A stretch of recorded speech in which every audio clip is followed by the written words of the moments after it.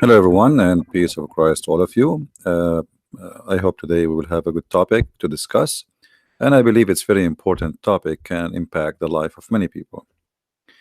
Many years ago, mm, maybe 10 years ago, time go fast. I was having a debate in a chat program. It's called Pal Talk, and the debate is about women in Islam. And uh, second day I receive a long message. I used to have my Pal Talk open so anyone can text me, the same as Skype. So I received a long message from a woman. She was going to marry a Muslim, and she was nervous about such a decision. And in her message, she's saying that she entered Pal Talk in her wedding day. She was so nervous, and she's waiting for the car to pick her up, the limousine, which means she will get married like in an hour or two. And she's ready to go, and she decided to go to Pal Talk. And then she's noticed there's a chat room talking about women in Islam, something like that, women right in Islam, etc. And she entered, and she heard the Muslim saying that a Muslim man, he have the right to beat his wife. And we have like this Muslim, he was a little bit honest, so he was saying things kind of how it, like, I mean, the way it is, not a fabricator. So this woman, she sent me a message saying, yesterday there is something very important happened to me. And she told me the story. I never spoke to her. Actually, I never spoke to her even after that. She sent that message and disappeared. And she said she was going to get married from a Muslim, and then she heard the debate, and she told, after she heard that, she called her future husband, and she told him she want to change the date because she is not sure. And she said the second she said that to him, he started threatening her, saying to her, do you know how much this has cost me? Do you know how much I spend money? I'm going to find you. I'm going to make your life miserable. I'm going, to the point he go to like threaten to threaten her life. And she said to me, thank you, because look, I just told him I'm not sure, and he's talking like as if he want to kill me. So what if something happened in the future? So she was saying, thank you, watching your debate yesterday changed my life. Now many naive people, they are driven by emotion. Like God, he created us with emotion, and emotion can be good, but emotion, it can be stupid if it is not wise. I mean, you have to walk together, emotion and wisdom. When I do anything in life, like now, let us say I want to go and I like to visit the old ancient Assyrian buildings in Iraq, but it's occupied by ISIS. I mean, this is stupid, right? Let's say I have emotion. Let's say I am an Assyrian and I want to go there to visit my heritage, but that will be stupid. I have emotion, but my emotion will lead me into, I mean, they will kill me there. This is ISIS territory. They occupy it. Now for sure they are gone.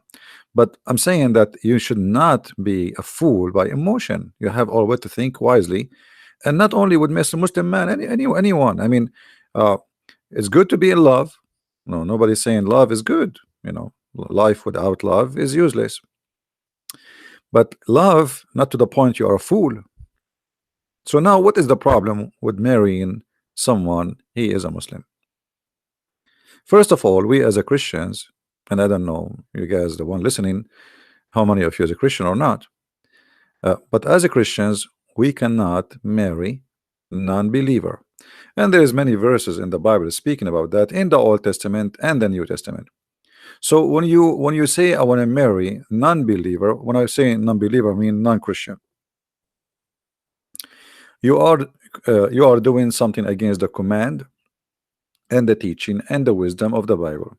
Now, for you, this is sin. This is not sin. I mean, if you don't care for the Bible anyway, I mean, why you think this is a problem? Then you can sleep around. There's many people they take off their panty in 2 seconds, yet they claim to be Christians, the same as the Muslims. But that will not make a difference for you if I show you a verse say that this is wrong, right?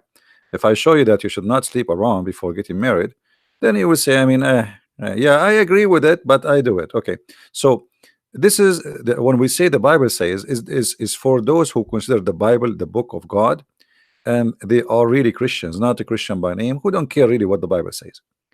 And the Bible says clearly that you cannot mix between righteousness and non-righteousness. Those who have God and those who have idols, those who have the true belief in the Messiah and those who don't believe in the Messiah. The verses is so clear in the Old Testament and the New Testament. But as I said, if you don't believe in the Bible, I mean, who care for you? I mean, you don't care. There's many people they claim to be Christians, but she have a boyfriend and he have a girlfriend, and they sleep together. Now, all of us we commit sin. I'm not saying this is not. Sin is sin, but not a lifestyle. When you make it a lifestyle, then that's mean Christianity is not really your lifestyle too. If your lifestyle is sleeping around, don't claim to be Christian. You're just following you are born of parents. They call themselves Christians, and maybe you go to the church just to it's like a social club. So either you follow the Bible or you don't follow the Bible. If you don't follow the Bible, then you are not a Christian at all. You are just pretending, fooling yourself, saying I am a Christian. And I'm not talking about somebody committing sin and then he regret the sin, because the nature of a human being is he do wrong. But a Christian person, when he commits sin, he say to himself, this is wrong, I will fight it, I will not do it. But you make it as a lifestyle, that's mean you don't really believe in the Bible and you don't care. So the Bible is so clear that we cannot really have mixed marriage. We cannot have relationship between a man and a woman. It doesn't matter who is the man and who is the woman. The man is the Christian or the woman is the Christian. Doesn't matter. As long it's only one side Christian and the other one is not, that is not the case to practice, because the Bible says this is wrong. Now, why the Bible is wrong? I mean, saying this is wrong. We will go into details, and I will try to explain even for those who don't believe in the Bible anyway, because there's many, maybe they are atheists and they don't believe in the Bible, so the Bible is not a problem for them to stop them from doing such a thing. You see, I made many videos before and I said don't marry from somebody from different culture. As an example, I am an Arab. I am an Arab, and to make it simple, I have different culture. You like it, you don't? Well, I am born from the Middle East. My family, my parents are Middle Eastern, so I have different culture. What I can do with it? So you marry someone like me. I am a Christian, not even a Muslim. You marry someone like me, and then you expect to have a perfect marriage. That will happen only if one of us compromise his culture. One of us have to compromise. And how much compromise you do, I don't know. Somebody is born in America, he grew up in America, and he did not really practice his background culture like his parents' culture. Even that one can be still under the influence of his parents' culture. So what about a person he have totally different culture from yours? Someone he believe that a man should not be questioned why he did beat his wife. You cannot question the man. So we are talking about not only a culture thing, we are talking about things beyond, beyond your expectation. So I wish I can play this video for you. This is made by Channel 4 in England. They recorded people secretly, in their like investigation, and the Muslim sheikhs all over says the man he have the right to beat his wife. This is the Quran, chapter 4, verse number 34. The Quran says beat them. So what the problem? If the Quran says beat them, then you can beat them. So when you marry from somebody he believed that a man he can beat you, then obviously we have a totally different mentality. Now in the beginning, when you are in the honeymoon, he will say to you whatever you wish to hear. Like, what do you want to hear? Actually, all men, in order to get to the panty of the women, they say whatever they want the women she like to say to hear. Right? Not only Muslim men.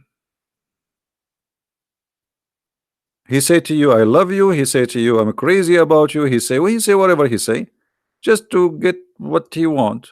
But then later the stories will be different. This is what the Muslims believe about women, and this is their holy scriptures. Holy scriptures, in case you do not know, mean that is no question about it. There's no compromise. This is holy for them. So the man is in charge, and by the way, in Christianity, the man in charge too of the house. That will not be the difference. But the difference is what a charge mean. The man in Christianity in charge, that he is the one who sacrificed himself the same as the Messiah. He sacrificed himself to the church. So the Christ, he said, like the man, he sacrificed himself, he gave himself the same as the Messiah, he gave himself to the church. So the Messiah, he made the women equal to the church, and the man is the same as the Messiah who gave himself. So in charge here is not to humiliate you, but to sacrifice himself, which means his number one priority in life is to make his family happy, and his family means his wife, his children, not to think about himself, and he is number one. So in charge in Islam is different. In charge in Islam, women are created as a sexual toys, and the purpose of women is not really to have a family. The purpose of them is to enjoy them in bed. And women, she have to obedience, which is, even the Bible says the women she have to be obedience, but the women she have to be obedience, you know, in the way she choose to be, which mean when you go in a marriage, you say you agree in an agreement that he is the man, I am the woman, and we agree to live in such a life. This is the obedience. It's not about the man, he can beat you. The obedience here is about he sacrifice himself, and I will sacrifice myself too. He do his best, I do my best. He is not better than me, and I'm not better than him. He is in charge, because the man in society, he can do things women they cannot do. In the same time, women they can do things in society the man he cannot do. So everybody he have his job. But in Islam, the woman is always has no job except the bed and making babies and doing laundry and cooking for the man. If you see here with me, the Quran says, as for those, the good woman is the one who is obedience, you know. And why the man is in charge of the women? Because Allah, he made one of them excel on the other. So the man, he excelled. How he excel? Because they spend of their property, the money, on the women.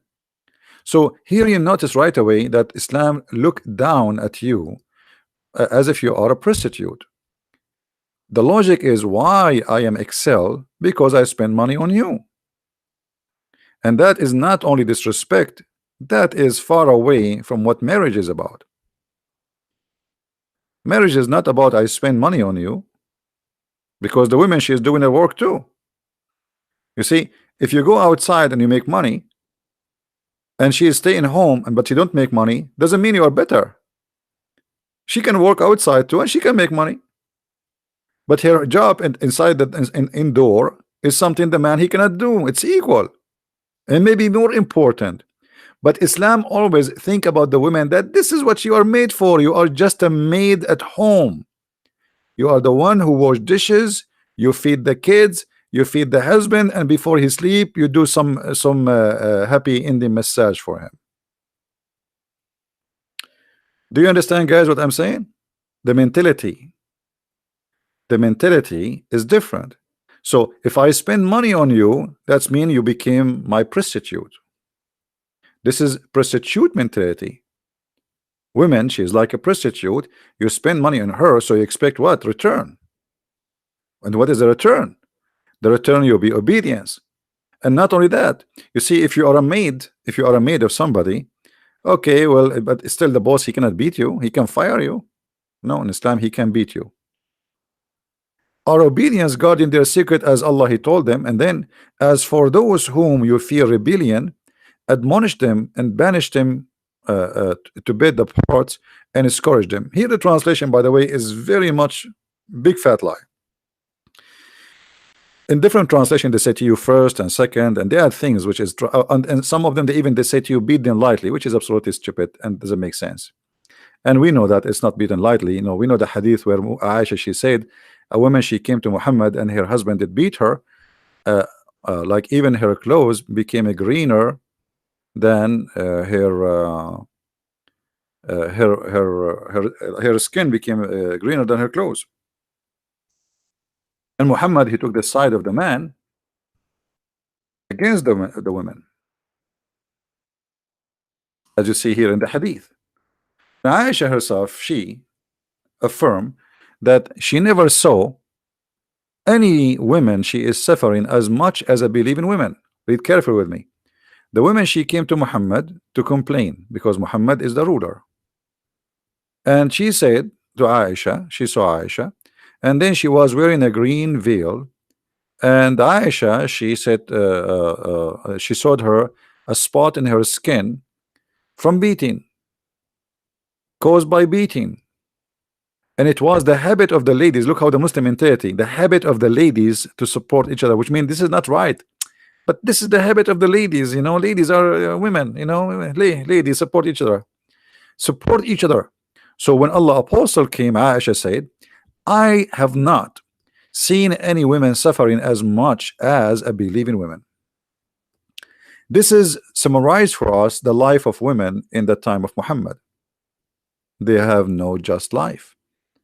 She never saw any women between the Arab suffering as much as who? As a Muslim women, which means Muslim women is the most of us who suffer. I mean, all of you speak English better than me, and I think the meaning is so clear, correct? So a believing women, she suffer a lot. Suffer a lot from what? Beating. And if you read the whole story, Muhammad, he did not even ask the man why you did beat his wife. Not only that, Muhammad, he took his side, and the man, he did beat his wife because the women, she don't want to sleep with him. So Muhammad, he told her, you cannot do that, which means he took the side of the man. He's right, he had to beat you. And he told her, you have to sleep with him. So Islam promote rape, because if a woman, she is your wife, doesn't mean you can force her into sex. But Islam not only force you into sex, the man, he can use violence with you, beat you, and rape you. And this is why you see in YouTube someone like this idiot saying, teaching the truth about his religion, saying a man should not beat questions why he hit his wife. In another video, this Muslim cleric, you know, he's saying Allah honored wives by instating the punishment of beating. You see that you are honored. You are honored. This is not something bad. So if I want to honor you, I will beat you. Any women like that? Who here is a lady like to be honored? You know, we have a lot of honoring followers of Sharia law. They would love to honor you. All right. So Muslim women are lucky to be beaten. This is what this guy is saying. And this guy, he's saying, what's wrong with that? I mean, what's, you know? And not only that, in the video actually, that they were saying women, they like a harsh man. And they say, according to study, Muslim, they fabricate studies. According to studies in England, most of women, they are complaining that their husbands are very weak because they don't beat them. I mean, if you watch the video, you will die laughing.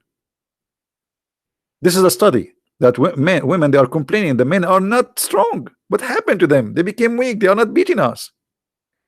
I mean, the women, they are desperate. Like, why you don't beat us anymore? Like, hello, you don't want to be a man. The fact a man who beat a woman, he is not a man. You see, one of the signs of being a coward is beating someone is less strength than you. Doesn't matter who is he, even if it's a man. Like if you are 7 foot tall and then you go to someone he is 140 centimeter high, and then you want to show that how you are strong, that's mean you are a coward, even if he's a man. So what about beating men, women, and children? A man of honor, he will not do that. So look how they try to justify by fabricating such an argument and a logic. Like how you can, the prophet says, don't beat in her face. Here we go. See, the prophet said, don't beat her in the face. So where you beat her? Beat her in her chest, the same as Muhammad, he did beat Aisha in her chest. Beat her in her ass. I mean, do you see how Islam honor you? The prophet said, don't beat her in the face.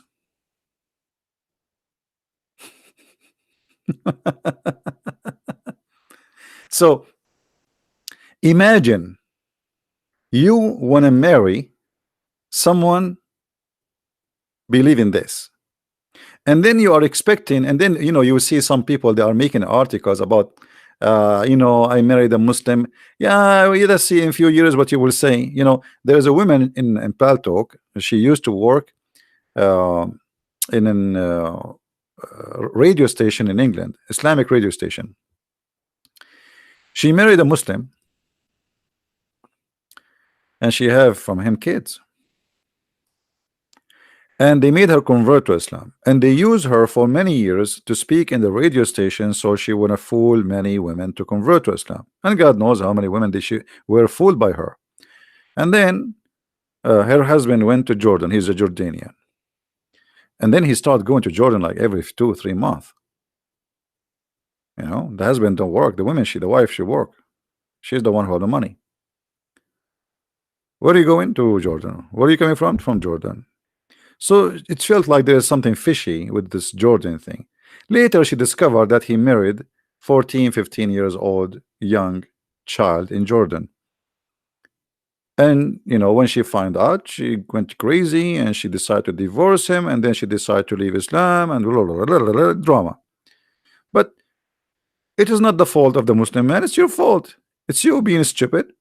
They use you, they made you convert to Islam, they made you promote Islam, they made you to fool many women into Islam. And now today you are saying to me you just found out what Islam is about. Well, from the beginning. You talk in the radio station, Islamic radio station, teaching about Islam, but you do not know that the Muslim man, he can have up to 4 wives. He can have up to 4 of you in the same time. He's not cheating according to Muslims.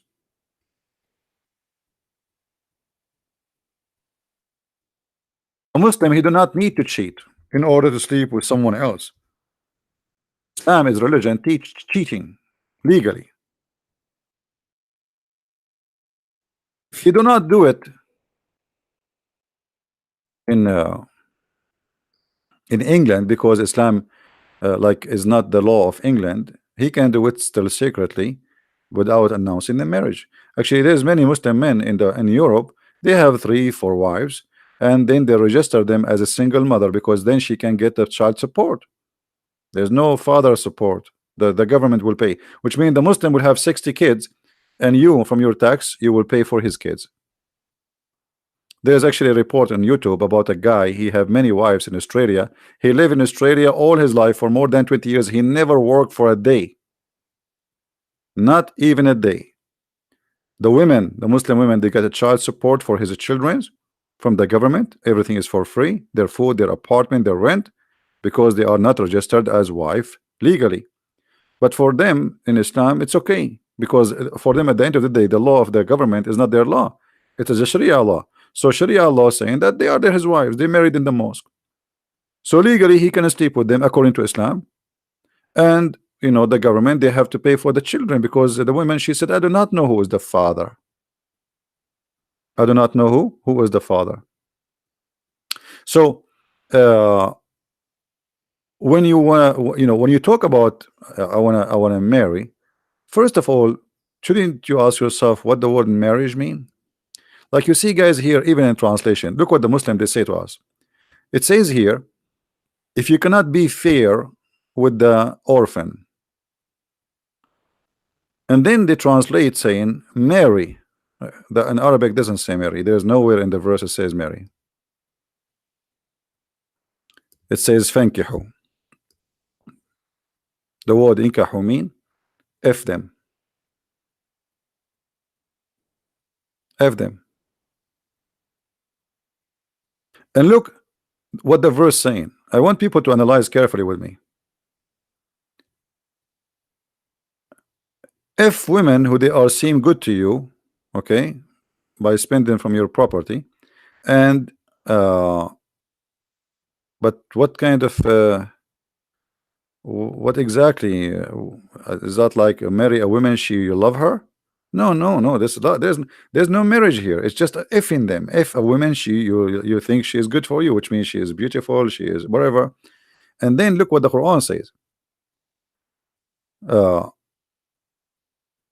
what kind of women? How many women we can have?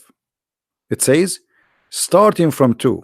So if 2 or 3 or 4. If you cannot if 2 or 3 or 4, then you can if 1. And here justice, by the way, is not about being just, it's about being you can afford it. So why in Islam? I will answer you, Kenneth. Why in Islam it says go and if 2 and 3 and 4? Like is it the standard to start with 2?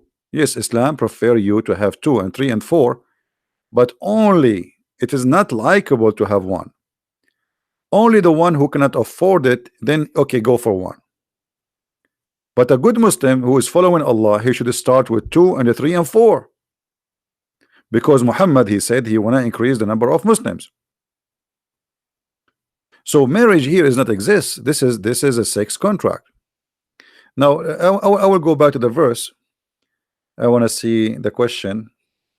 What if one Christian married to a Muslim woman, then later they have a child is a Christian, later the Muslim women convert to Christianity? My friend, you are describing for me a beautiful story.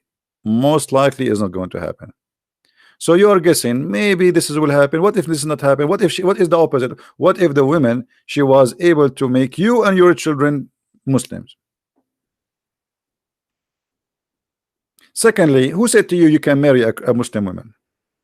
If you marry a Muslim woman, her family, they will do honor killing.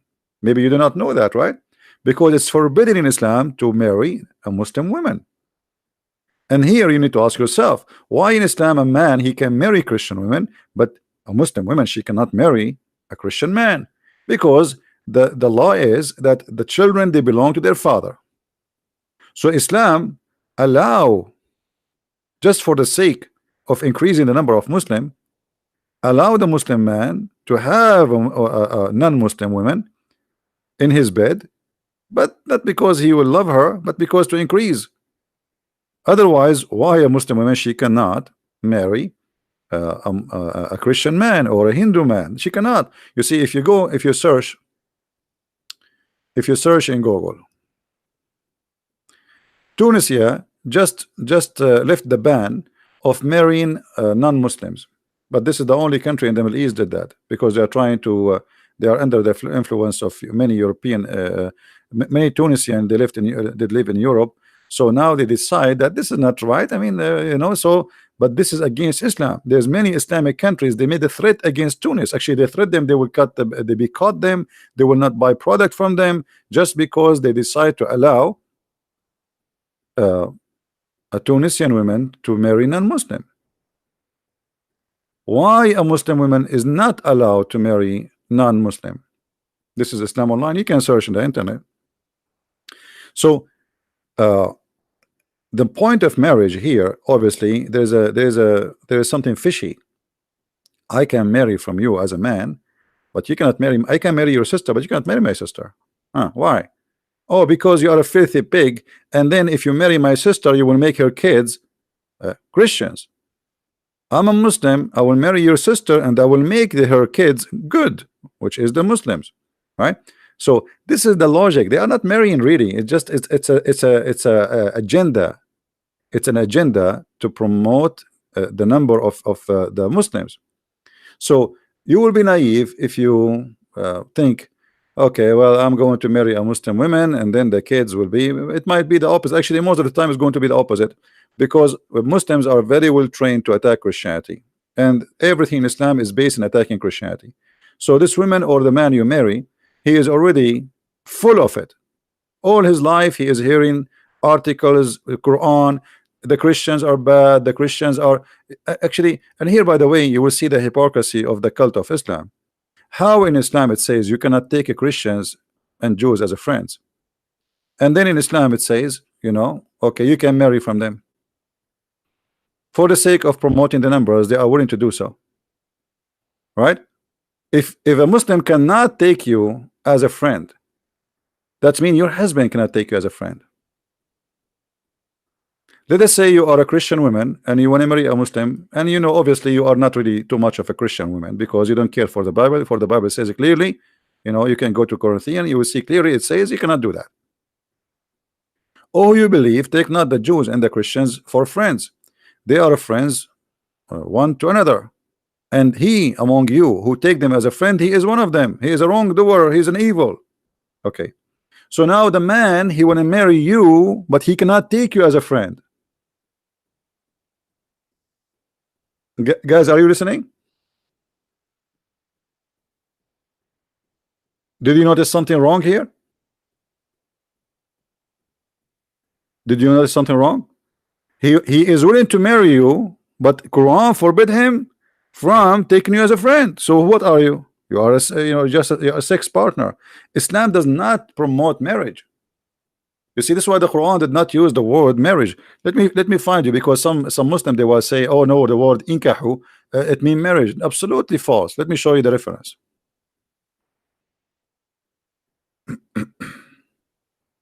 And always, you know, in case you do not know, you know, we don't make things without showing reference and proofs, right?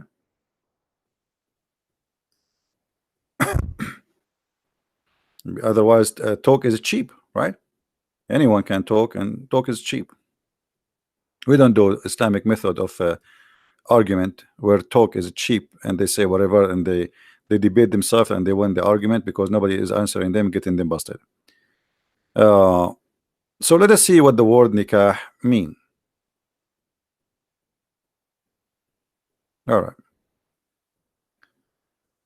where we can find the word nikah.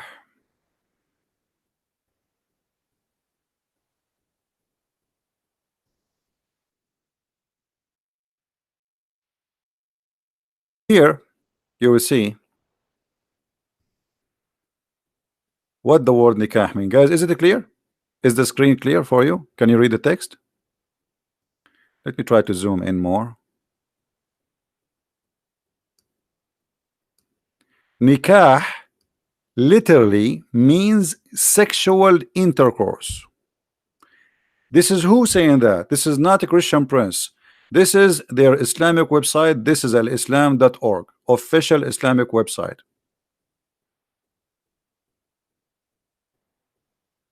Did we prove it? So what the term the Quran use, which Muslim they claim it's a marriage, F them. Have you ever heard of a God saying go and F2 and the 3 and 4, and if you cannot afford it, F1? He could not even use the word marriage. He used the word F them. So you talk about marriage, they talk about effing you. Excuse my language. Are you getting the point? So not only we have different culture, we have different definition for the relation you are going through. A Muslim, he can divorce you easy because he is not marrying you, he is hiring you for sex. You can go right now and let us search in Google. Give me a second. A Muslim man, he can divorce you by a text message, as simple as easy as that.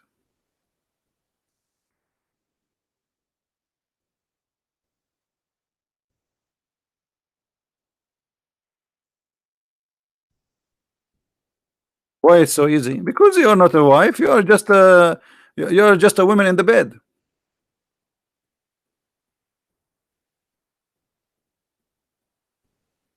All right, look at the divorce by text message.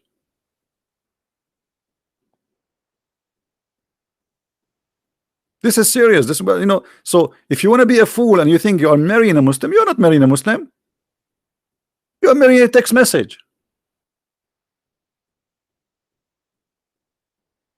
This is how you important for the man, to the point.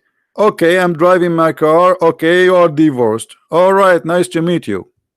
Now take off your panties and get out of my home.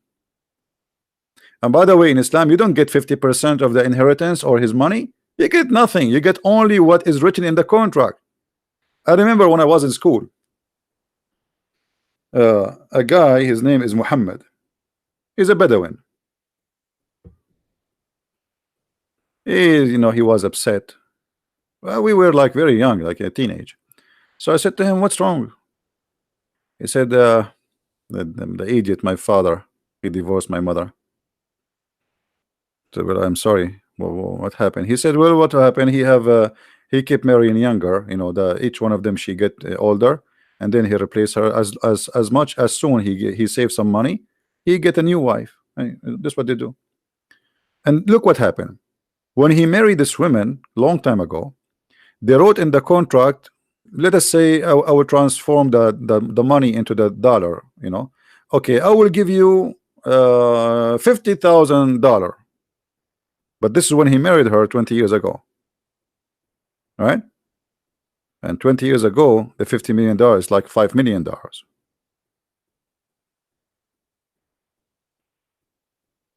When he divorced her, the money she got from him is what is written in the contract. He said it's not enough to buy a TV, which means it's not even equal to a $100.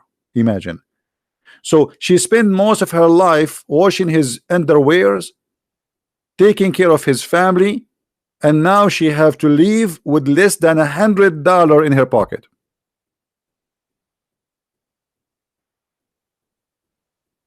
Because this is your wages. You are not a partner. You are not a partner.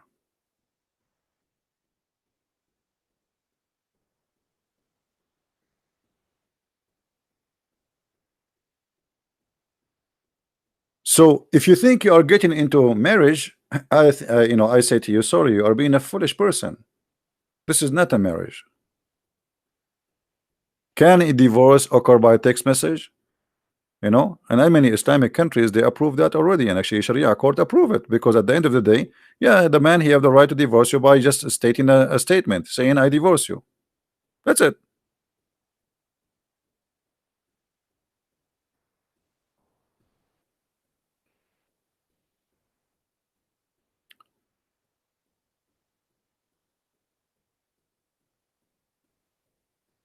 Be serious, guys, in the text, please. Well, what we are talking about is serious, but maybe some of you is taking it as a joke.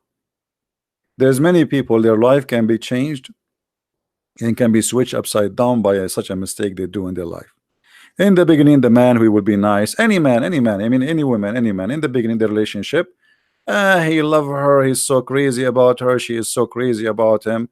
So first day, okay, you have a date, he opened the door for you, he opened the car door, he hold her from your hand to step in the step as if you are like a butterfly.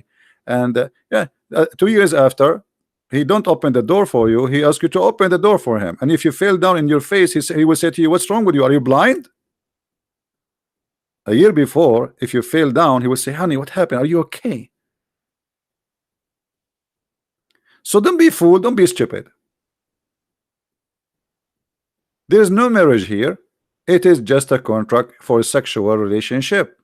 So if you don't believe in marriage and you want to sleep with the Muslim, then that's your business. But this is not a marriage, don't fool yourself. And then what you will do to the children's, there's many. Go and see, you can go and search right now in Google, Prophet Google, peace upon him. You will find many women, they never see their children again. Why? The parent, the father, he take his children for vacation to Saudi Arabia. Search right now. How many women, the American women, forget about different country. I live in America. Thousands cases of women, they cannot see their children ever again. Why? Because they take them home supposedly for vacation, and then from there he sent a text message, well, they will stay here. What you can do about it? If you don't believe me, go and search in Google.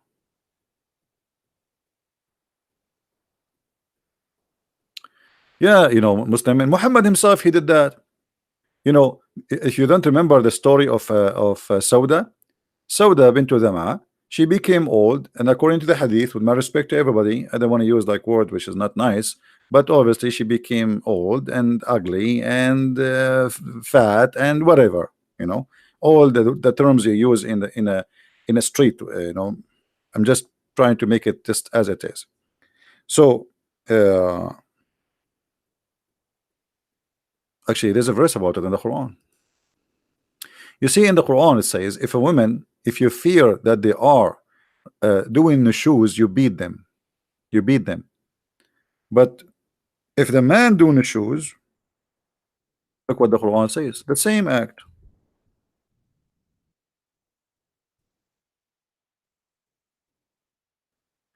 The word the shoes appear in the Quran in two verses in chapter 4. Chapter 4 verse 34 and chapter 4 verse number 128. If you have my book, you will find it, A Deception of Allah. So if a woman she doing the shoes, her husband, he can stop sleeping with her, and this is exactly what he did with Sauda.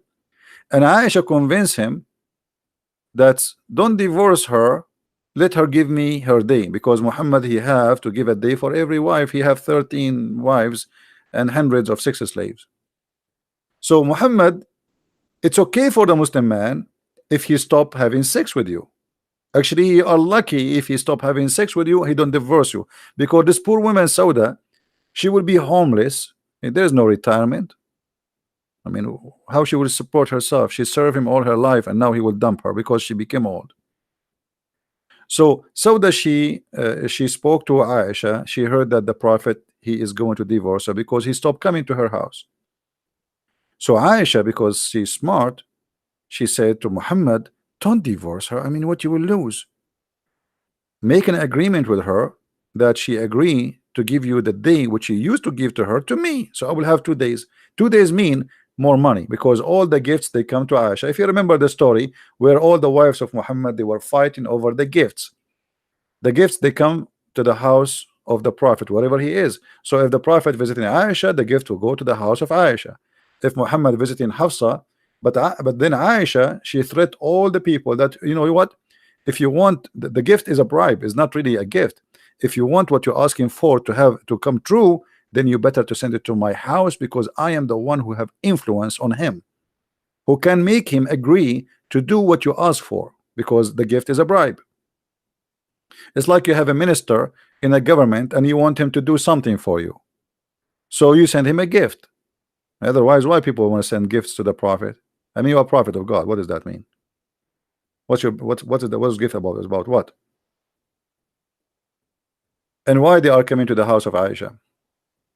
So here you will see in chapter 4 verse number 28, it's a story about Muhammad. He don't want to sleep with a woman, she is old. Her name is Sauda bint Dama, and then they made her agree to give her, you see, there's no problem for the man if he have no shoes, he don't like his wife, to make an agreement, right? If a woman fears ill treatment from her husband, okay, why the husband he have ill treatment? It's okay. You see, in Islam, the man he can have ill treatment to you. It's okay. It's his right. You see, in the verse before it, if the women she have ill treatment, the same word. Look how they change the same word, translation changed. Here they translate the word nushuz as ill treatment. Here they translate the word nushuz as rebellion. So when a Muslim woman she do nushuz, she is rebellion. If a man do nushuz, he is ill treatment to the women. He don't like her. You know, it's okay. He's right. You know, he have the right to, you know, not to treat you good. He don't like you. You see the double standard. So if you think you can live with a man, believe in this, oh, good for you. Hey, you are not a wife, you are just a sexual contract who get paid, and one day he will get rid of you. He have the right even to have 4 in the same time with you. He can go legally, officially, he can go to McDonald's and sit with 4 women in his table, and he hold their hands and he said to them, today get ready, I'm coming to your bed, in the front of your face. legally, because this is his religion. So people, they can be foolish and they can be stupid, and what we can do for them. In the beginning, you are in relationship, you are driven by emotion. The guy is nice, I like him, he's, and by the way, Western women, they like Middle Eastern men, because Middle Eastern men, they are different from Western men. And let me explain to you. I am a Middle Eastern, right? So a Middle Eastern man, he don't like a woman to pay. Like if you go to a place, the women, no, she should not pay. It's like a shame. But this is not because he's good. Yeah. Let me explain to you here how women, some women, they think because the man, he insists he will pay, that's mean he's a good guy. That's not because he's a good guy. That because he is not self-confident. Because in his culture made him believe that if you pay, that means he is a woman. He is not a man enough to pay for the woman. This is the culture. So he don't believe that you are equal to him, so you can pay too. You can afford to pay for your food. No, no, you are with me, I will pay. Because if you pay, you are insulting me. Are you getting the point?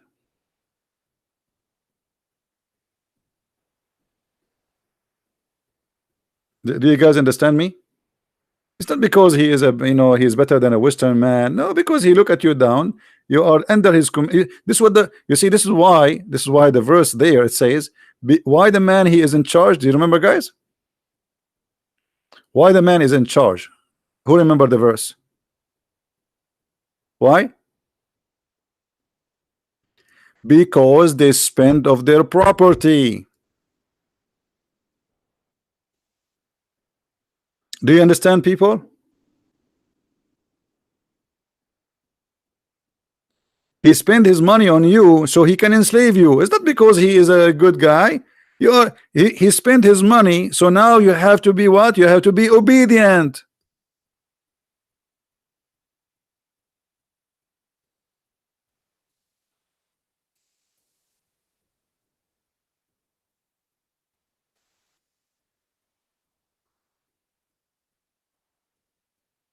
And I'm talking about my own culture. I'm coming from there. And even some Arab Christians, they do that too. I mean, they think because they spend some money on you, it means they own you. And actually, this is the mentality of many people. They spend some money on you, they think you are owned by them, right? Okay, I paid. I paid. So it's like you are doing a service for in return. So that's like a prostitution. And actually, Muhammad, he promote prostitution. If you remember the hadith where it says that أيما رجل وامرأة, any women and male and female, they agree to have sex together for a payment. And the Muslim, look here in the translation, they don't translate honestly. They say to you, look at this translation. Allah apostles said, if a man and a woman agree, and between two bracket, to do temporary marriage. What is that? What do you mean a man and a woman, they do temporary marriage? You know what I mean?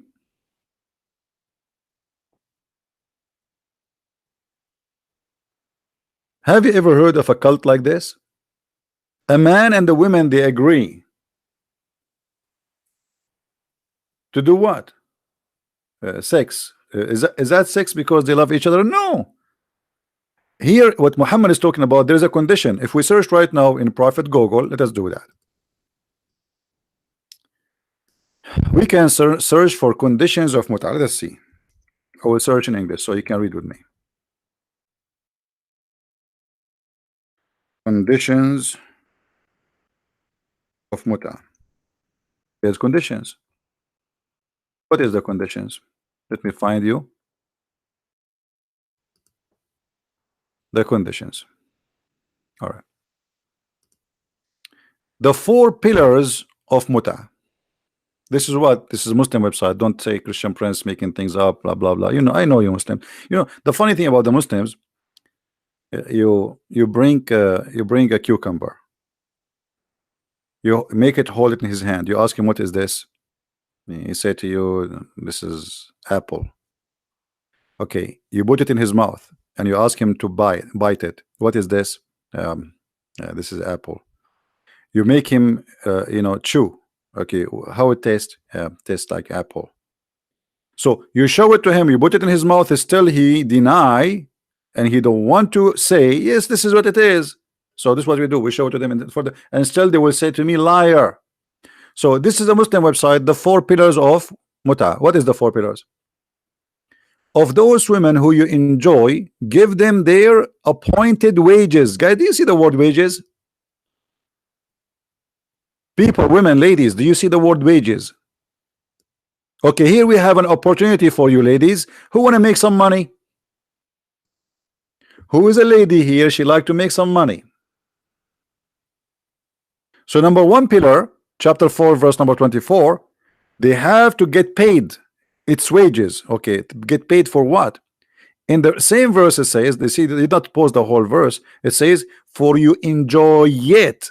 Okay, enjoy what? It. The woman is not it. You know what I mean?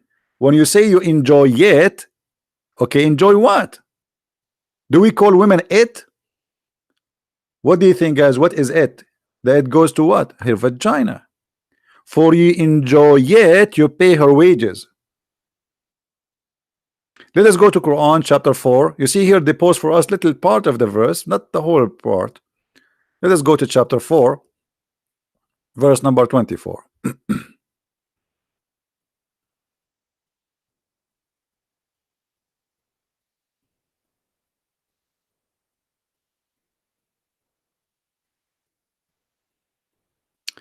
Okay, it says, so that seek them with your wealth. And here they say honest with luck. What honest? I mean, and then seek them, contact, give them their partition as a duty. What is that? Let us change the translation. I mean, the translation have nothing to do with the verse. Let us go to different translator. You see right away when we change the translation change everything. That's why I say, you cannot learn Islam really from somebody who don't know Arabic very well, right?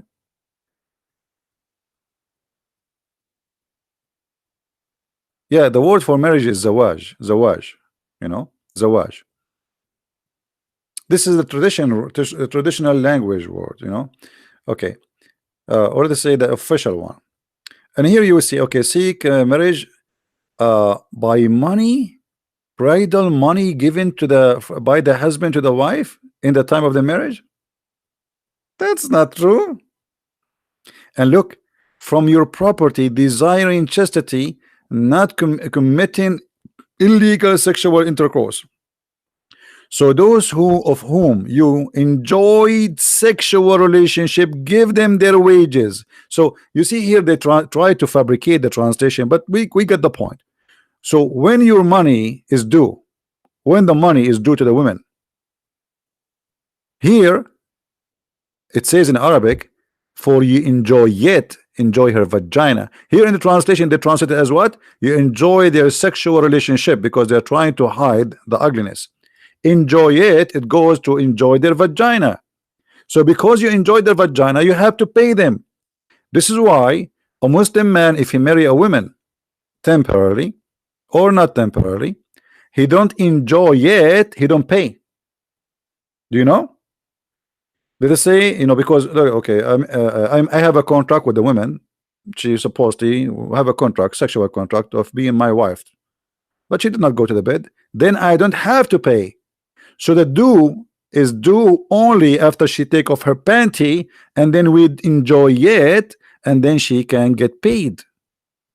Now we go back to the Muslim website. So here the first pillar, that you have to give them their appointed wages because you enjoy it. And now look, guys, read carefully with me. I'm not the one who's saying that. I'm not the one saying that. This is more in the front of you. All right.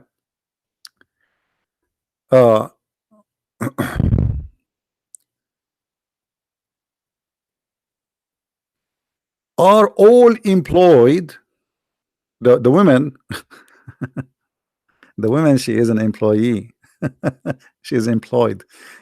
Let's go down a little bit because the article is wrong, long. Um, Look, guys, read with me carefully. Does it say as it is a rented women? Does it say muta considered as a kind of rental, or I'm lying? Do you see it, guys? Does it say muta is a kind of rental and she is a rented woman?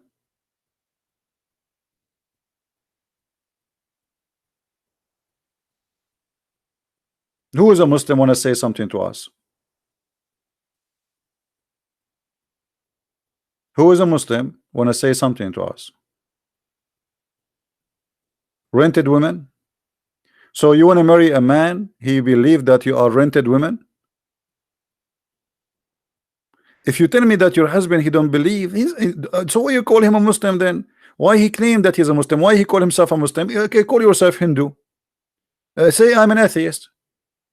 The second you call him a Muslim, this is his belief. So stop being stupid.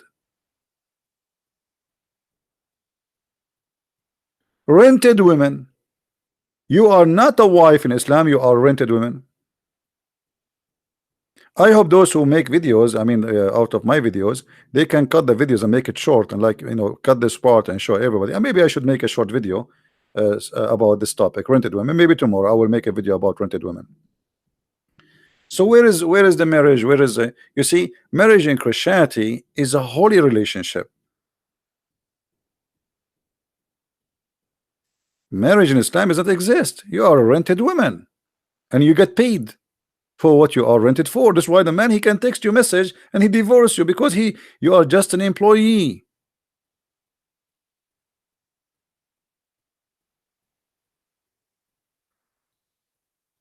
So how you can share family with somebody believe you are nothing but a rented woman, and anytime he can replace you? You get older, you know, a man, okay, well, I'm married now. You see, a man, he can uh, he marry you when you were 20, you're young, beautiful, etc. And then after a few years you gave birth, and then your body change and etc. And then he find a new rental woman. That's it. The only reason for a Muslim man to stay with a one woman if he cannot afford it. That's what the Quran say, not me. Correct? If he can afford it, he have the right to replace you. Like now, there is a bigger TV and a 65 inch, 70 inch. Why you want to stay with the one is 20 inch? This is the mentality. So how we can consider this as a marriage?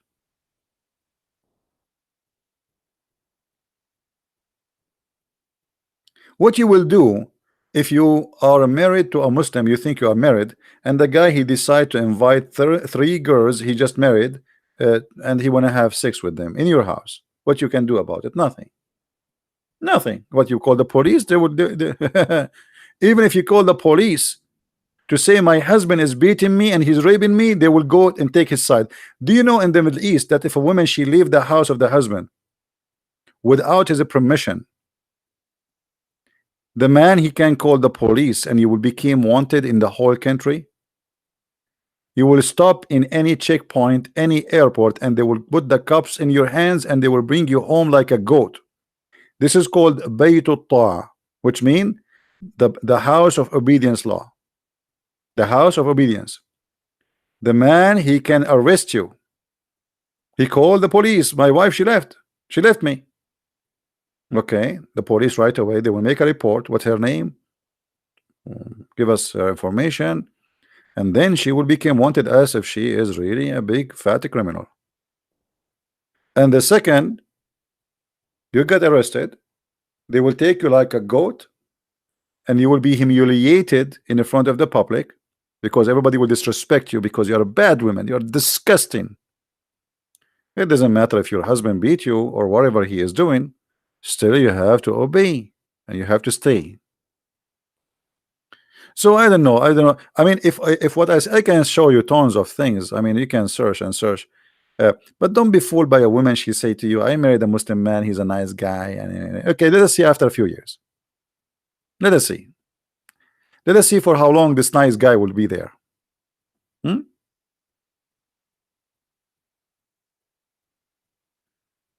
Uh,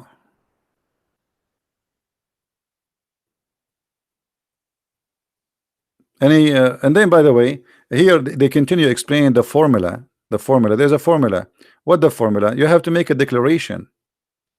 Since it is a contract. Do you see the word contract? Did I say to you there is no marriage? It's a contract. Did I say contract? It's a contract. What is contract? Contract for sex. Rent. She's rented women. You know, we did not make it. It's in front of you. Huh? She is rental. I mean, even the words they use is really beyond imagination. Like rental. Muta considered as a kind of rental. I mean, what kind of a cult this cult is? And now you have to make a declaration for the rental. You rented this woman. You should tell, okay, I rent you. So the woman, she says, okay, I agree to rent me.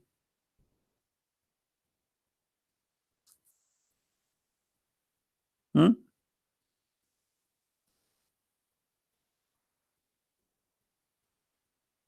Yeah, they say to me, you're a liar.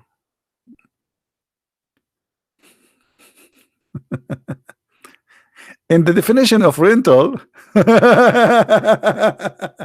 I mean, look how deep this cult is. They want to give you now the definition. Okay, they told you now the wife you get, she is a rental. So shouldn't we tell you what rental mean? Definition for it. All right. Yeah, yeah. The word nikah is the F word. Is exactly the F word. Even Muhammad he used it. You see, in the Hadith, Muhammad, a man he committed, sex. So he did. He said to him, "Did you touch her? Did you wink to her? Did you kiss her? Or you f her?" And let me show you the word in English, in Arabic.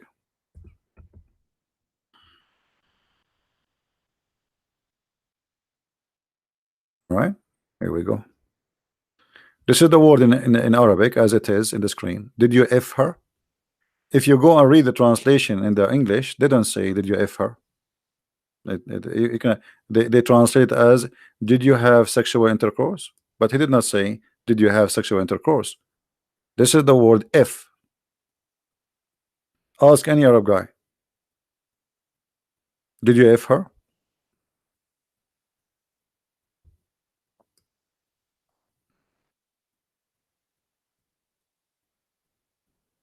All right. So you rent the woman, and now you made an agreement, but this agreement have the conditions still. There is a formula. You have to make declaration for the contract of sex, because she is rental, yes, but you have to announce it, and she have to accept, and she have to announce how much. The person, a man can be, etc., contract or only with Muslim or one of the people of the book. Look how nice they are. They can do contract of muta. You want to be rented? Who is a Jewish woman or a Christian woman here? She like to be rented by a Muslim woman. Look, there's an empty, available. We have vacancies for jobs. Look how nice Islam. They can hire only a Muslim women or a Christian or Jews for this job to be rented. I mean, what do you want more? What's wrong with you? It's a great job opportunity. 2 hours sex, you get paid. And by the way, there's no need for divorce.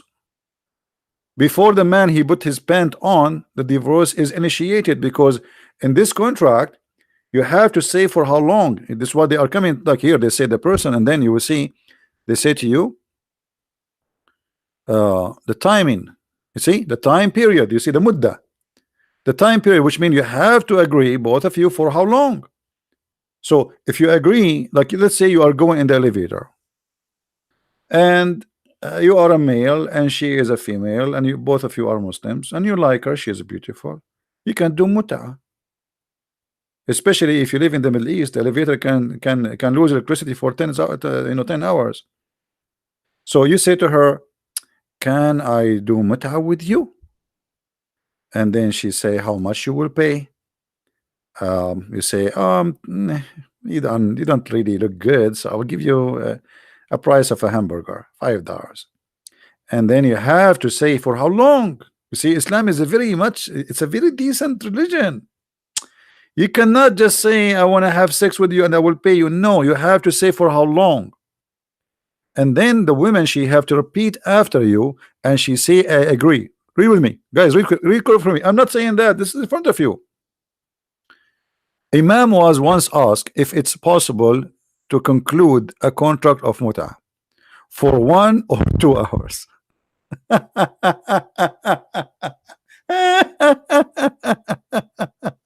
Unbelievable. Okay, 1 or 2 hours, and they call it marriage. They call it marriage.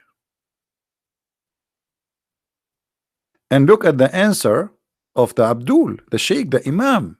He says no time limits, which mean you can make it 2 hours or 1 hour, doesn't matter. You can make it 15 minutes. You can make it a day. This is a decision you make. All right. So Sheikh Al-Ansari in all the hadith indicate that it's principle for the agreed upon time period either to be joined in the moment or concluding a contract to be postponed. Not now, I'm busy now, so our muta will start tomorrow at 6 o'clock. Unbelievable. I love it. You want to contact me, people, they will post my pal talk. You can contact me there. So I mean, you want to marry a Muslim? Go ahead, good luck. You know, for me, I do my duty to share my knowledge and foolishness. And here now the payment, they call it the Dawah. By the way, it's not called the Dawah. It says the ujur, the wages. Even in their translation, if you go up, it says wages. You see what Dawah? Wages. It is literally wages. It's what the Quran says in Arabic, ujurahun. So after all of this, you discuss how much the money she will get paid. The contract must mention a dower of known, the wages of a known property, whether in cash or kind of whose amount is safe from increase or decrease. Like, come on, we have to make an agreement. I will give you 10 watermelon. Those 10 watermelon is for you if you take off your panty.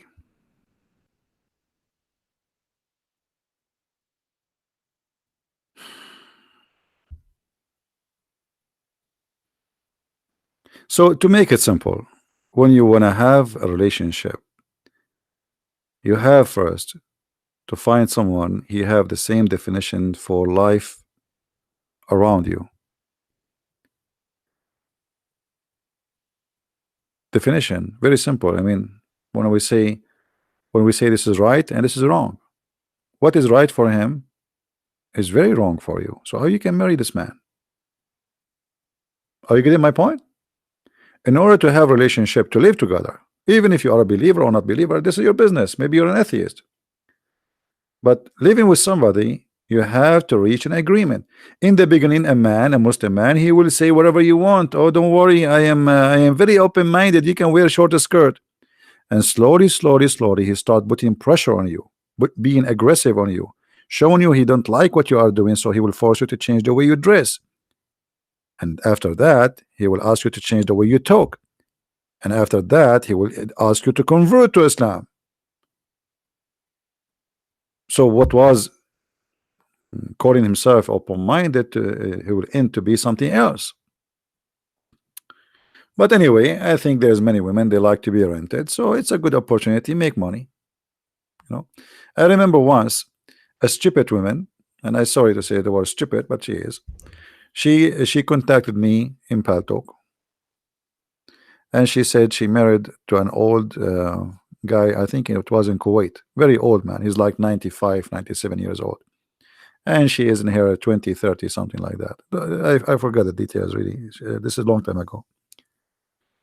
And she said to me, according to Sharia law, how much I will get if he die. Stupid woman. I told her nothing. She said, what do you mean? I said, you are not a Muslim, you get nothing. In Sharia law, a wife, she is not a Muslim, she inherits zero. Totally zero. And by the way, even if you inherit nothing anyway. I mean, maybe he's rich, but still, you have many wives and you have tons of children. The male children, they will have the big portion of the money, and then the wives, they will get a little anyway. But because you are not a Muslim, you will get nothing.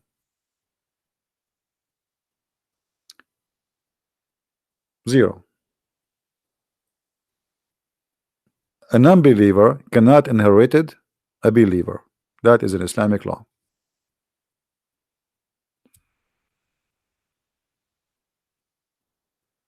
So I hope people are learning, and I do my best, and people, they are free to do whatever they want. Right? You see, always when you talk about marriage, you have, like, maybe I should make a different video. Maybe I should finish this one and start a new one. You see, the problem is most of men and women, they are not mature. I will try to explain to you with my limited English, because this is a very deep topic, and sometimes a lot of time actually I find I mean, I want to say things, but I don't know how to express it because my English is not really too much helping me. Maturity is not about you look like a male and you have a male private part and you can have orgasm. And same for the women. Maturity is not about you having breast and but a human being is very silly and very shallow. So they go, usually people, they meet maybe in nightclub or a place, and the guy is cool, he gave her a drink, and he is funny and he is cute, and then next we go to the bed, and even I did not ask him his name yet, and then supposedly they have a relationship. I mean, this is the most stupid thing often happen between people. So you meet a man, and then supposedly suddenly you say, you know what, I cannot really live without you. We want to get married. But still you know nothing about this person. He know nothing about you, because all the interest in the beginning, it's about having fun. What it's called relationship, like friends with benefit, and then the friend with benefit become marriage. But you do not know him yet, because you never have a serious discussion, you never have serious topic, you never have serious life. You have fun life. We go to the club, we go to the dinner, we go to the picnic, we go, and Fred is inviting her here and there, so it's fun to be together. But this is the fun part.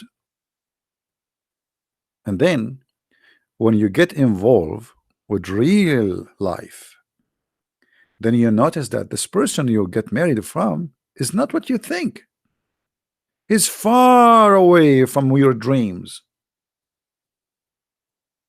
But he was the same as before, but because you were a fool and you never asked a serious question before, you were busy asking him what music you like, which actor you like. I mean, all of you know what I'm talking about, right? Silly questions. I mean, what that will make a difference? I mean, what? So they ask all kind of stupid questions, but they never go deep to inspire the personality of this person. What is your favorite wine? I like that wine. I mean, what a conversation. Supposedly now this is a deep conversation. So when you are shallow, you get a shallow marriage, and you get a shallow relationship, because it was shallow, it will stay shallow, will end shallow. And shallow is very simple to be destroyed. When little wind come, you have no roots. The wind will unblock your plant so easy. I don't know if what I said is clear or not. Red Rabbit saying, can God die? CP. Yeah, Red Rabbit, this is stupid of you, and this is very normal from a Muslim to be like that, because when you say to me, can God die, you are saying that God, he is God if he did not die. Correct, guys? Is that correct? Let's go move to this Abdul. Let me teach you how to get Abdul busted. You see, I never saw those people, they have low IQ. The second you say to me, can God die? You just said Jesus is God. And I will tell you why, Abdul. In your religion, Jesus did not die. So I want to ask you, why Jesus did not die? I'm using your logic. So in Islam, Jesus then must be God because he did not die. After 2000 years of Christ was exist in Israel, you Muslims believe he's alive. So this is how shallow they are, and we are talking about shallow. You know, one of the things I fear in my life is stupidity. I don't know. I feel myself sometimes I want to vomit. I cannot imagine myself with somebody is stupid. Actually, maybe this is why I'm still not married. I fear stupidity. Because you see, there's something happening around you, something broke, you can fix it, you can change it. But what you can do with a wife or a husband, he's stupid. Look at this guy. Imagine you marry this guy.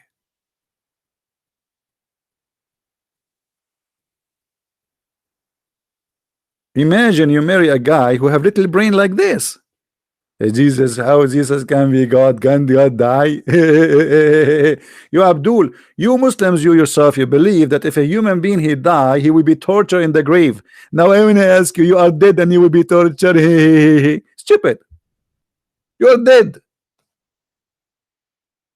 So how you believe that a human being die and that will make him not God, but yet he is dead and he is going to be tortured? And not only that, there's 99 snakes have 9 heads. They will go inside your anus. I don't know how big your anus is, but I would like to see how big the garage will be in the judgment day.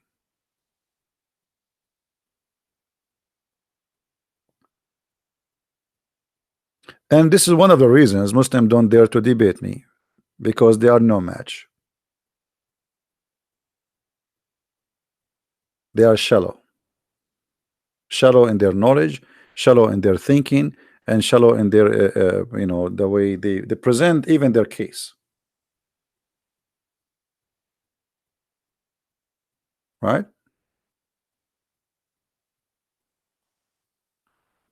So, you know, always when you wanna, you know, and this is my advice for everybody, and you know, you don't have to listen to me. I mean, you maybe you are maybe you know better.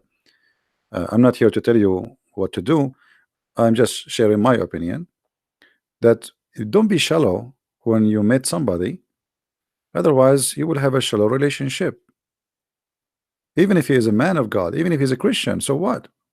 You have to go deep. You have to, you know, like ask serious questions about serious matters. Even speak about politics. Even speak about issues happening in real life. Don't waste your time talking about the music and you know, serious stuff. And you know, I mean, that will not take you anywhere. You have to really to see how much you both, how much deep you are, and how much you are in agreement or disagreement, and what is the biggest disagreement between you and how serious it is. Same as what is the biggest agreement between you and how serious it is, right? Watch my blood pressure. Oh, okay. uh, so this is my advice for everybody. Don't go by the look. There's many people, you know you know, when I was a kid, I was a teenage, and then I saw a girl. She was so beautiful, very, very beautiful, and I want to talk to her. You know, a kid, like a teenage, I don't know, I was like maybe 15, 16 years old. And all time I'm talking about her, like tomorrow I'm going to talk to her. Tomorrow I'm going to talk to her. You cannot believe how beautiful she is. And then the second day come, and I decide to talk to her. And I went, and the second she start talking, and I saw how silly she is, I could not believe it. Even at that time, I'm just a kid. I could not believe it that I wasted the day yesterday thinking about how I'm going to make an excuse to talk to her. Silly, stupid, you know, shallow. I mean, she's so beautiful. So beauty can disappear. Beauty disappear fast, and that is natural to happen. So it can disappear because the person start is, talking ugly, acting ugly, being bad. You forget about the beauty. The beauty is something you see first impression. You will be impressed by it. Okay, she is so beautiful, or maybe he's so handsome. But then after that, you don't see that. After that, you see just the person, whoever he is. The beauty will be normal.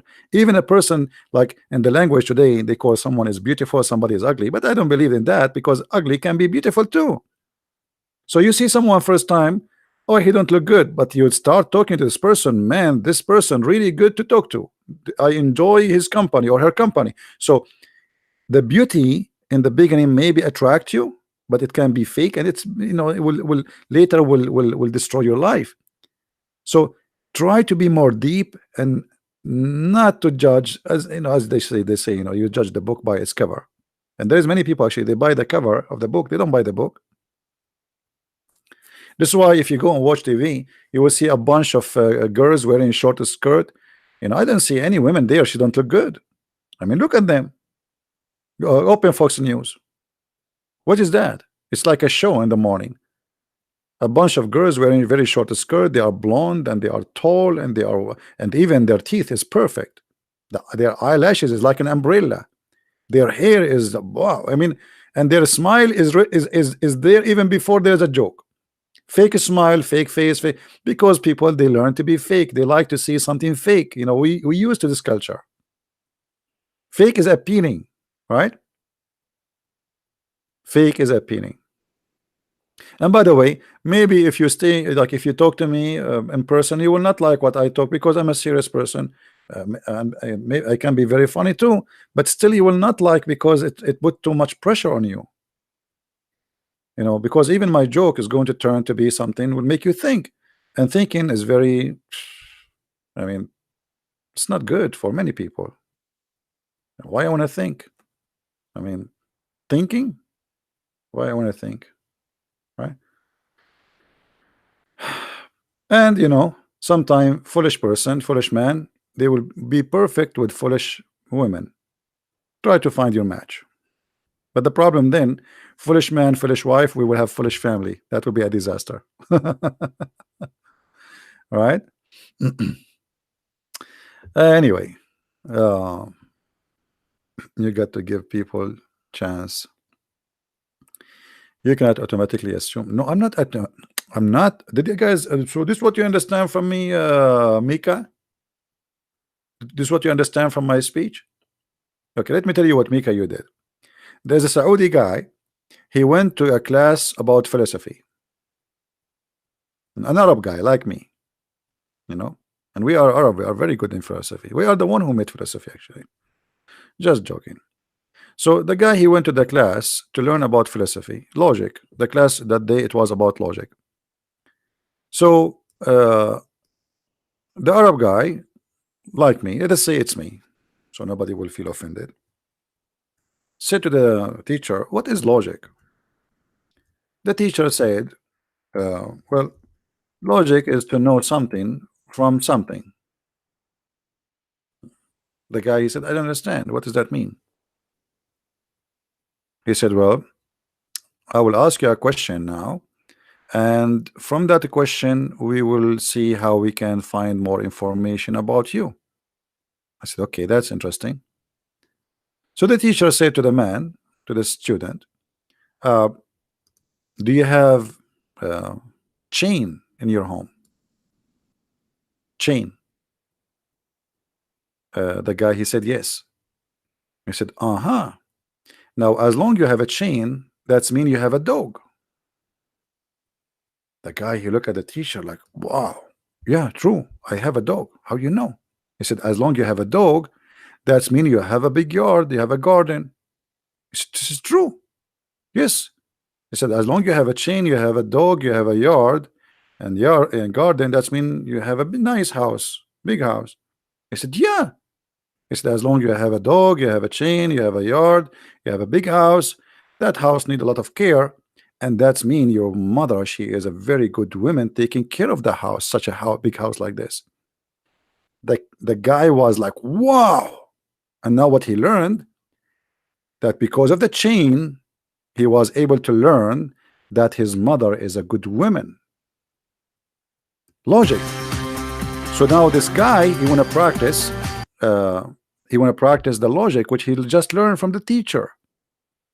So a good woman, according to the logic, can be known if you have a chain or not. So he went in the street, he said to a guy, first one he met, hey, do you have a chain? Do you have a chain? The guy, he said no. He said, okay, your mother is a whore.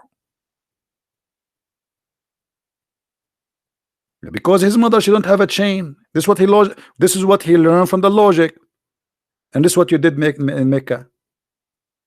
From all the speech I made, you come to the conclusion that I was talking about the chain, and the one who don't have a chain is a... Take it easy. Change your drink.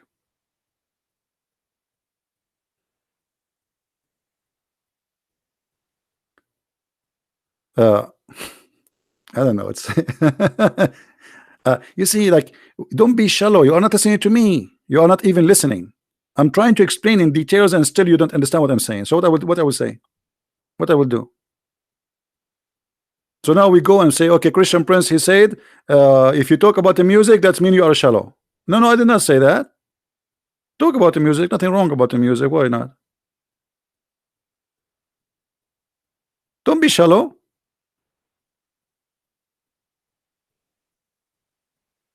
We are saying you have to dig deep and try to understand the personality of the person. Ask about something serious. Speak about divorce. Speak about children. Speak about how family can work, and try to see really a serious opinion, not just trying to say something in front of you. Talk about a person who have a problem. Let's see what this opinion of this guy about this problem, how he will solve it if he was in the case, and then you will know what he would do with you if both of you became in such a situation. Right?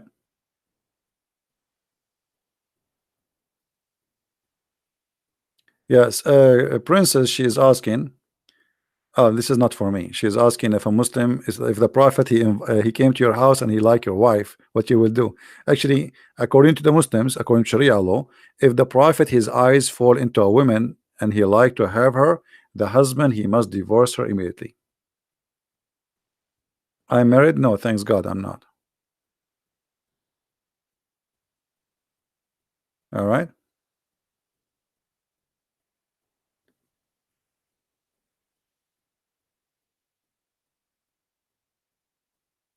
Jesus is a messenger before Abraham was. I am Jesus. Y'all gonna convert me? I don't know what Enzo is trying to say to us.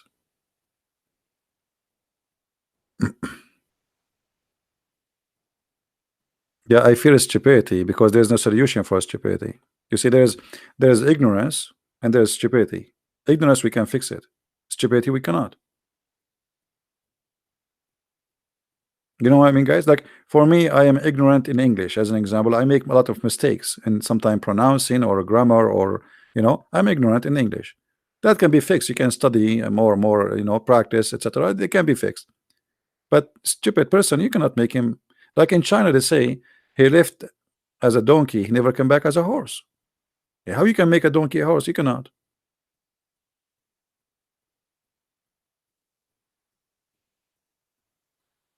All right. Same time, there is something always you have to think about it seriously. Never ever have a relationship with someone is selfish. Someone is selfish. He will never love you. That's it. Selfish. Man or woman doesn't matter. He don't even love his parents. He don't even love his sister. He don't love the whole world. He love himself. Selfish person is the most disgusting human being ever you can be with. Never.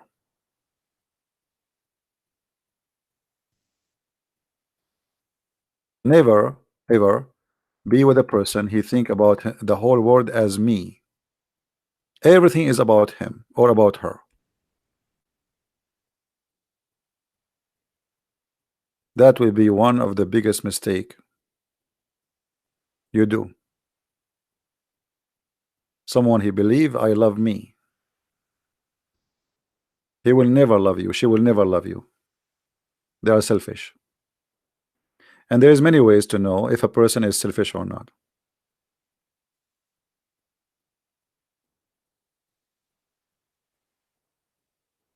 Right?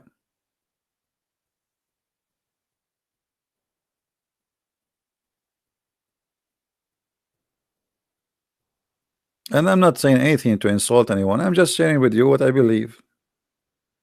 Take it easy. This is why I say the way I talk sometimes it can be um, harsh in some people, but the one who really try to help you is the one who will speak harsh to you, not the one who say things you like to hear. uh, this is the problem in this life. People, they say to you things you like to hear, right? It's like, imagine you dress nicely and you are going to a wedding party, okay, and you are wearing a nice suit. Then you met the first friend, the second friend, the third friend, and all of them they shake hands with you. How are you? But then you will go in the bathroom and you notice that there is a poop of a bird in your shoulder, and not even one of them told you that you have something there, or in your head. That's mean none of them is your friends, correct? If they care for you, they will tell you right away, hey, there's something wrong there, fix it. But they will not tell you because they don't care for you. Actually, they are trying to make you look bad, right? It's like two females. One of them, she is jealous from the other female. The other female, she is, let us say, she whatever, she have something special. So she asked her, do this dress look good in me? Because she hate you and that dress is ugly. She would say, it looks so wonderful, so good. But if she really care for you, she will say, this is bad dress, you don't look good in it, right? Why love CP and Jesus? Jesus is above. I don't know what does that mean. And why you want to love CP anyway? And I'm no one. How you can love me? I have nobody loves me anyway. You see, you don't even know what the word love. You are attracted to maybe me talking, saying things to you, funny, you laugh, etc. You enjoy. So you love things about me, but you don't love me because you do not know me. And there again, we have to be.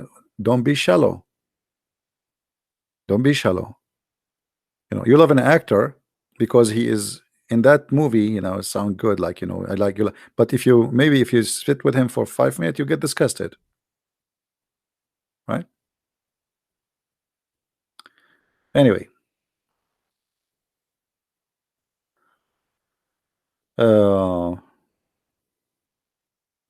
actually this is my problem with people, because I am honest with them. I say I speak my mind, and people don't like that. You have to be a hypocrite if you want to be liked by people.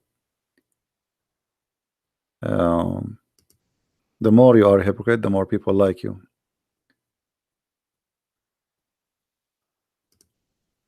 That's how life is.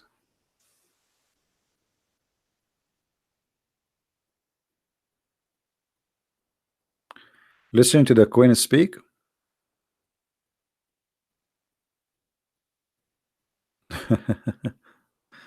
Don't make me speak now about the Queen and her family, corrupt family.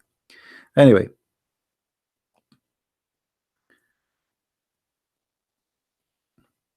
language for me is not really a problem, because as long I can deliver my ideas, it's okay. For sure, I wish I can, like, my skills is better, because a lot of time I find myself very limited. I'm using, like, maybe my English is comparing to yours, you guys who they are born in the West, etc. Maybe I'm like 3% to you in the ability of talking, expressing yourself. But imagine, even with my 3%, still I can make a, the discussion come to be clear. I mean, mostly, right? So even though it's very limited, still, thank God, it's working. Yeah. I am an ex-Muslim. No, I'm not. I wasn't. I never been stupid to be a Muslim for a second. How you can be a Muslim? How somebody can believe that God will make your penis endless? I mean, this is not even smart. Okay, you are 6 foot tall, and then your penis is in China. Okay, and you will be lucky actually if your penis did not go in the jungle of Brazil. Do you know what they have there? Those ants, they will eat it alive. They will think it's a sausage. So I don't know how a person can be a Muslim. I don't know how you can accept such an idea. I mean, this is silly. A human being is very shallow. Or what if your penis go in the Amazon River and you have those fish who eat what they call them? Those fish, scary fish. Man, I don't want to think about it. This is very painful.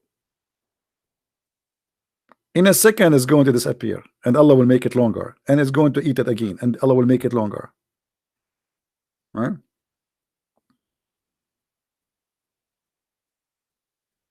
No, yeah, Parna, Piranha. I don't know what the name. I mean, yeah, especially in the movie, they make them like dangerous. I mean, the idea itself, and the women, her vagina is endless too. What is that? Is that the tunnel between France and England? Even that is like 2 hours. The vagina is endless. So what does that mean? Is that like what they call those space holes? You know, the space black hole. The vagina is endless. What is that? A black hole in the space? I mean, I don't know. It's this. So stupidity. How you can be a Muslim?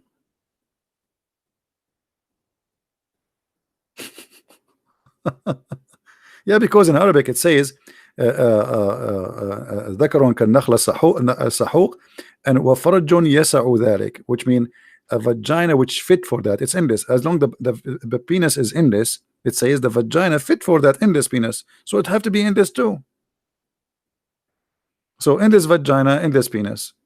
Okay, so the black hole in the space, now we know where they are. They are there. Women, they have them, right?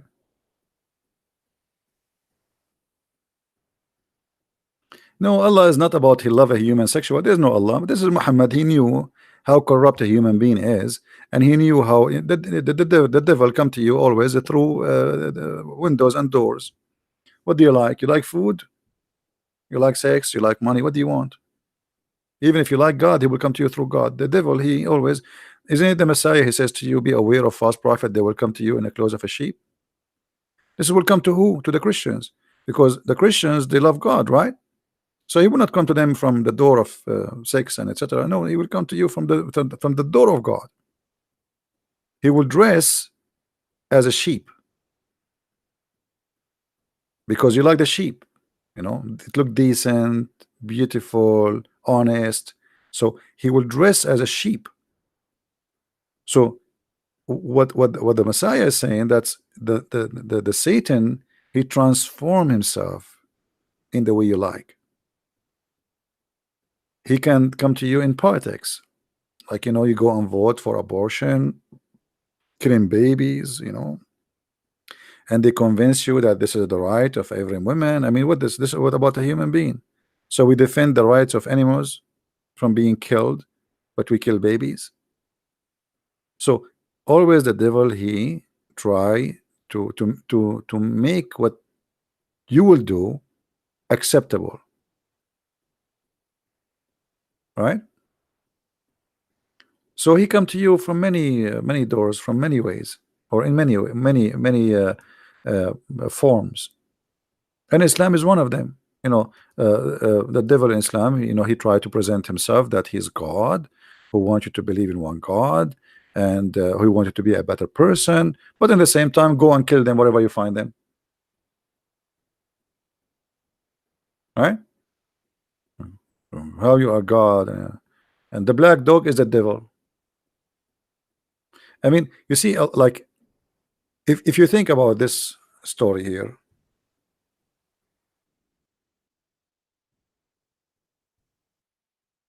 are you guys enjoying the night with me here? And maybe there's the people who they are in Asia, they are like it's morning for them. You know, when Muhammad says, as an example, that the black dog is the devil, think about it. You know, try to be. I mean, maybe you are not used to think deeply, but try to think about it just beyond that. It's stupid to say that, right? It's more than stupid. This is something really serious. Because if I can make you believe to hate an animal because of his color, that's not only, this is not about stupid no more. This is about how dangerous this cult is. Because here you decided to kill your brain and to kill what God gave you as a gift, which is called logic. Use it. Think. And you decide to accept a person saying to you that the black dog is the devil. Why is the devil? Because it's black. Why is not the yellow dog? Or what about the red dog? What about the white dog? No. Only the black dog is the devil. So many of us, you know, you've been feeded some information during your lifetime, like the crusade are bad people, they are the devil, right? Because just the second you call the crusade, but the crusade, they were fighting back, they were not attacking, they were attacked. It was the Christians who were attacked, but on the schools always they attack the crusade. So you grow up the crusade is the devil. Same here, the black dog is the devil.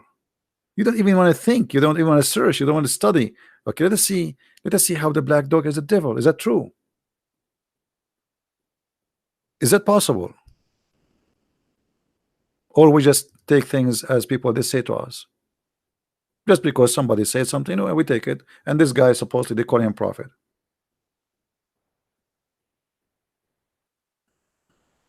right? So many of us, we are victims of accepting what people says, and we take it as let us say a scale of life. The scale of life is what? Is what somebody said, and we don't want to think about it. Like somebody is a racist, he don't like black people, so he starts saying bad things about black people. But is that true? Well, there's black people, they are very good, and there's black people, they are bad. But this is the same for the white people too. So why we are saying the black people are not good then? That's not right. Same as we cannot say the white people are bad or good. So we have to say what is right. Here it's a mindset forced by religion, and then you block the idea of studying and researching to see if this is true, because the one who said that is a holy prophet. Do you believe in the black hole are real? I have no idea, my friend. I did not see one. If I go there one day, I will take a selfie, I will send it to you. All right? Like, they say, they claim, I don't know, maybe it's true, I don't know, maybe. But there's a question why they call it a black hole. They call it a black hole because simply they can see nothing. So how you can describe it if you can see nothing? You know what I mean? I don't know, for me it's not too much convincing as a always when they present to you even science, most of the science you have about the space is a theory. It's not really a science, most of it, for sure, not all of it, but theory is a theory until it's proven to be true. But in our culture today, sadly, if something coming from a scientist who work in NASA, that's it, it must be not, this is not a theory, it is science. That fact, no, all of science is based on theories. You see, when you wanna like I make a theory, I can pass and go to the space. That was a theory for a long time, and then I was able to do that. So the theory became right, that became true. So most of the science, the origin of it is a theory. How we can let us find out how this works. It's a practice. So when they speak about something, they did not go there, did not really practice it or see it or go inside it, then until that day we cannot confirm to be true or not. And I don't know if you understand my logic or not. Holes are always dark. Not necessarily. You see, again, the color can be fooling us. You see, one thing about the colors is deceiving, by the way. I don't know if you study colors. When you see somebody is white, doesn't mean he's white. Actually, he's black, because white is the color your body reflect. Usually, it's a color you don't have.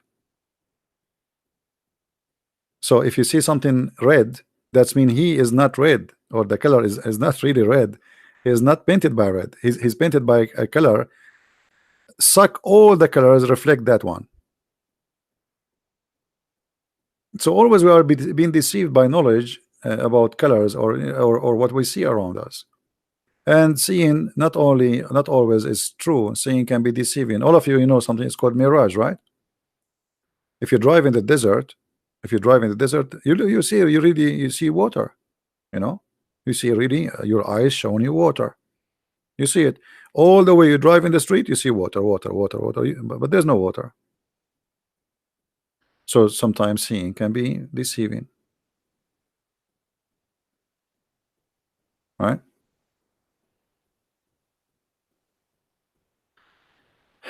People wish to call Zakir Naik. Well, if we call Zakir Naik, he will talk about the black holes and the space, and then he will he will convert you to Islam.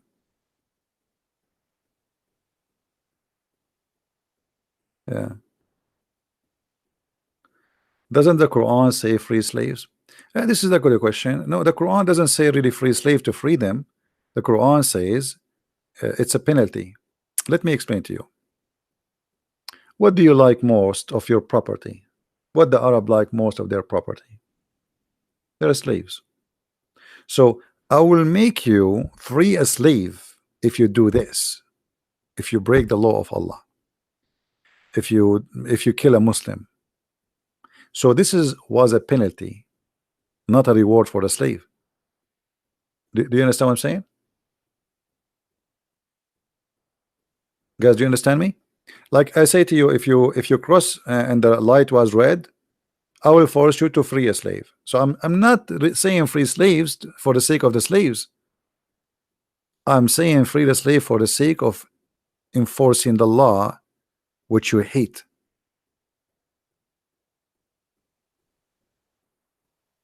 So if you kill a Muslim,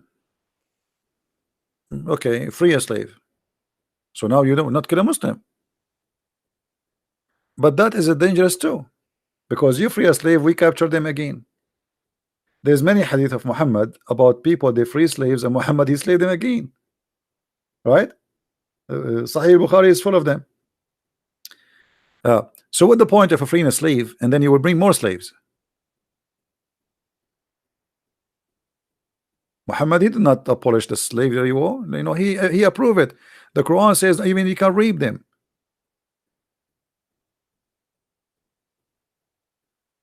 And Muhammad himself, didn't he accept slaves gifts from the ruler of Egypt or Alexandria? Yeah, he did. Maria the Coptia and her cousin and her sister and a bunch of people. He accept gifts as a human, right? No, here, how many slaves he have? How many slaves he have? Never, never. Okay, what about Paul? What about Peter? What about John? All the Messiah and his apostle, none of them have slaves. All in Islam, Muhammad and his companion, all of them they own slaves and by thousands. So if Islam is against slavery, then okay, why they have slaves then? We attack the enemies, we take their women, we kill the men, we take the children, we divide the children between us as slaves, and then they give us lecture about we are against slavery.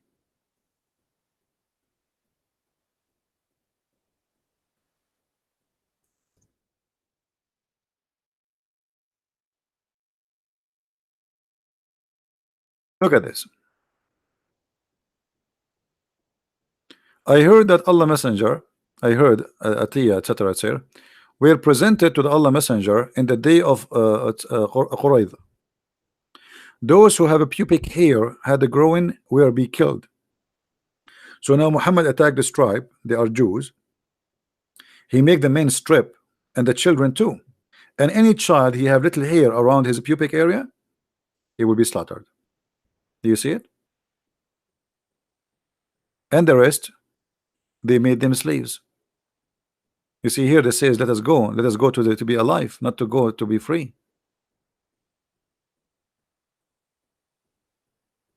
All right.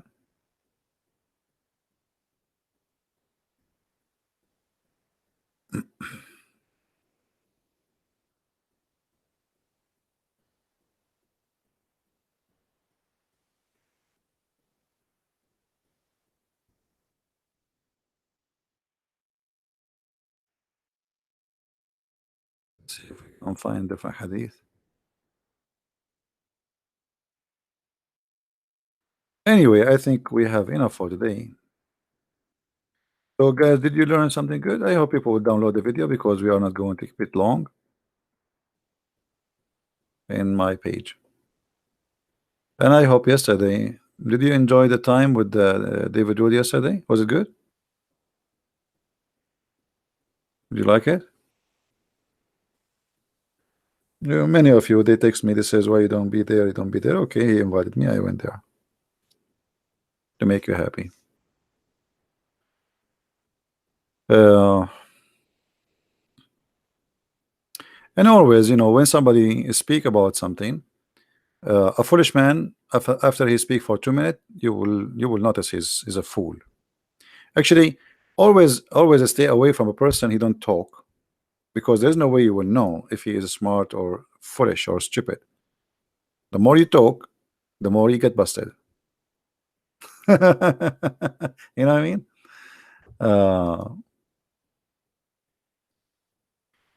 عنده عمى ألوان شنو عمى ألوان You know what, Isa, he was asking me that what if somebody have he's a color blind. I don't know if I told you the story once.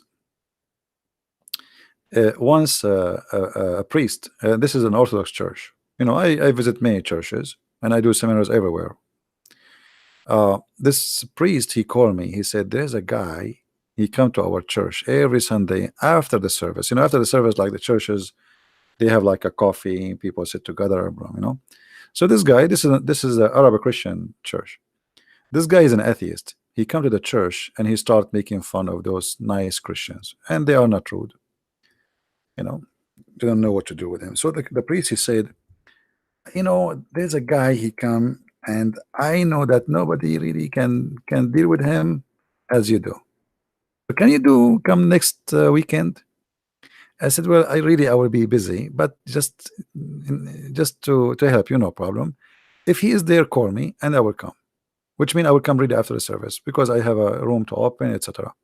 So anyway, he called me, he said the guy is there. So I went, and he did not talk in the beginning, he did not say anything. And then suddenly he said, you Christians are really funny. You want to convince me that Jesus, he put some mud in the eye of somebody and he made him see? And imagine he's saying that in a church. I mean, not inside the church, I mean in the building, like where they drink coffee and tea. And those Christians, they are nice people, they don't they are not rude.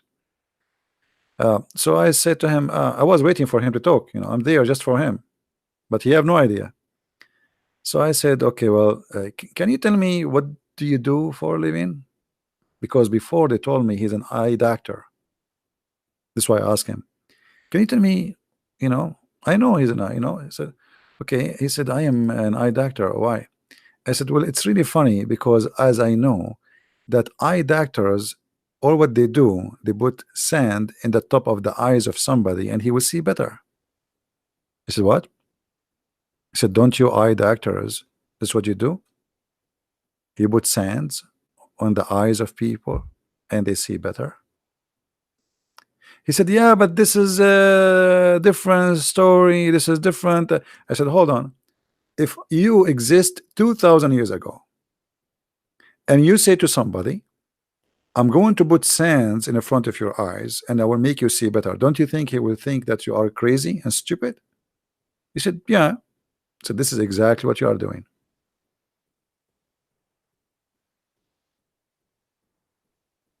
and he look around him, um, hmm, and you see the silence. The people are quiet, waiting for him what he will say. You know, uh, he said, "Yeah, actually, you are right. Like he will accuse me to be stupid and crazy." I said, "And you are."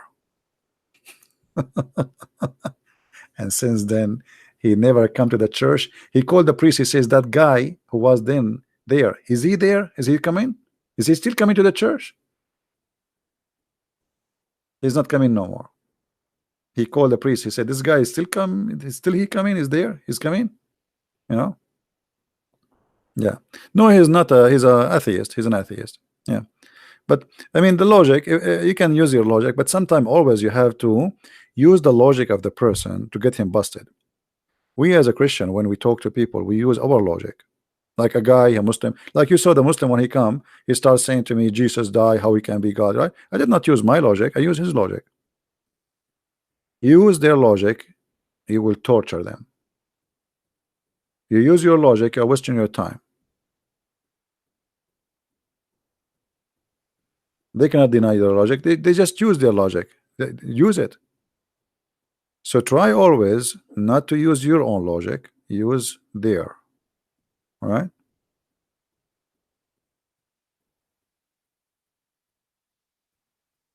Yeah, and I was nice. The priest, he asked me to be very. I mean, he told me, please, I want you to get him busted, but be nice. We are Christians. This is why I stopped going to the ABN TV.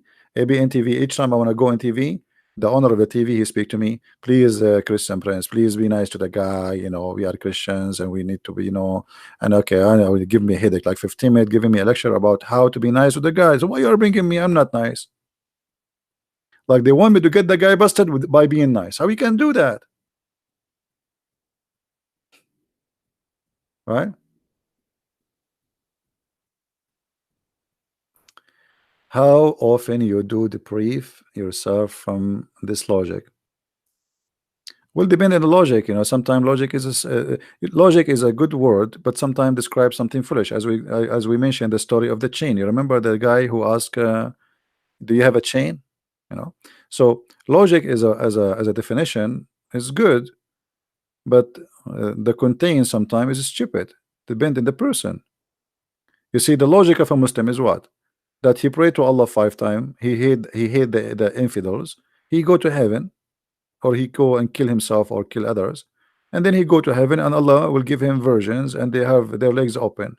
Logic. This is logic, but this is stupid logic, right?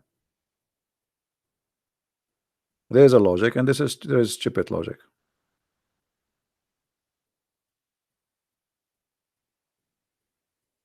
Everybody have his own logic in life.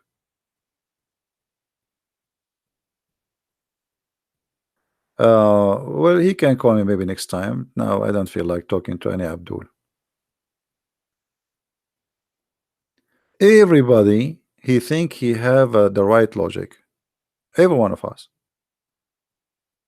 Like uh, even even when you eat, you have your logic of food. All your life is based on your own logic, but that doesn't mean it's really a logic. This is your logic, which means the way of reasoning. Uh, and this is why you have to try. This is why we're talking about not to be shallow. Try to understand the logic of the person. From his logic, you will know how smart, how fool he is, how stupid he is. You want to meet me? Why? What is your logic, Malika? Why you want to meet me? See, here we have a logic. Why you want to meet me? That is not logical for me. For you, it's a logic. You have your own reason. For me, I don't see a reason. Right?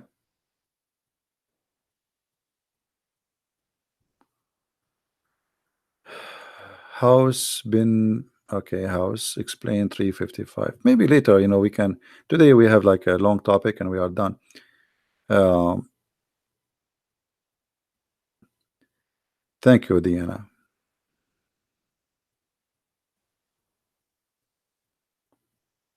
I don't, and like sometime maybe because like sometime the English is limited, so people misunderstood me. Um,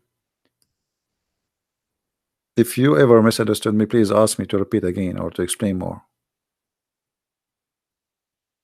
What I can do, I mean, we don't have. I don't have. If I do my program in Arabic, for sure I would do 1 million times better. Actually, there was a Arabic rooms. They asked me not to speak. Chat rooms. They said to me, we talk. They run away. The Muslim they run away because in Arabic I'm like 100 times more powerful. It's my first language. In English, you find yourself very much limited. Very much actually. But now it's a lot better than before. Before, even like I want to show you something in the screen, we don't have translation. When I start doing teaching in the internet, there's no translation of Sahih Bukhari, all those websites, you cannot find anything. So now we are lucky, we have those websites. Even the translation is false, but still at least we can show you, we can share with you. Not long time ago, we have zero of this, and the Muslims they say this. They say he's showing you in Arabic because he's lying. For those who know me for long, the Iranian TV, they have a program about those who they are anti-Islam, and they choose my video from YouTube as the dangerous people, the most dangerous person. If you watch that video, you will see I was even recording the computer with my camcorder. Those old camcorder camera. So I'm holding the camera in my hand. Imagine, and I have the screen in front of me. I'm reading in Arabic, and then I'm recording, and then I have to load the video in the computer, and then after that I have to like do the recording to make it a file to be uploaded in YouTube. And then after that, the internet is the most horrible internet.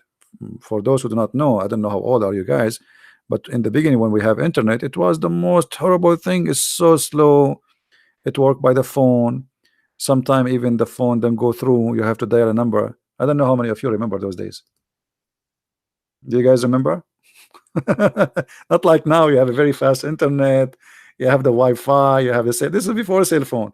So it was really hard. It take forever to load 5-minute videos. It's like a surgery.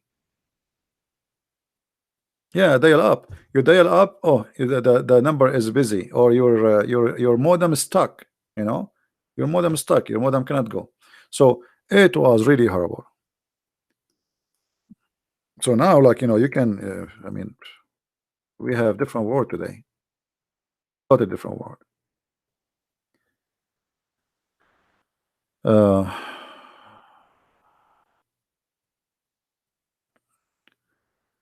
Okay, Emax. Thank you. Yeah, but most of people know, like now, maybe don't remember those old days. How it used to be.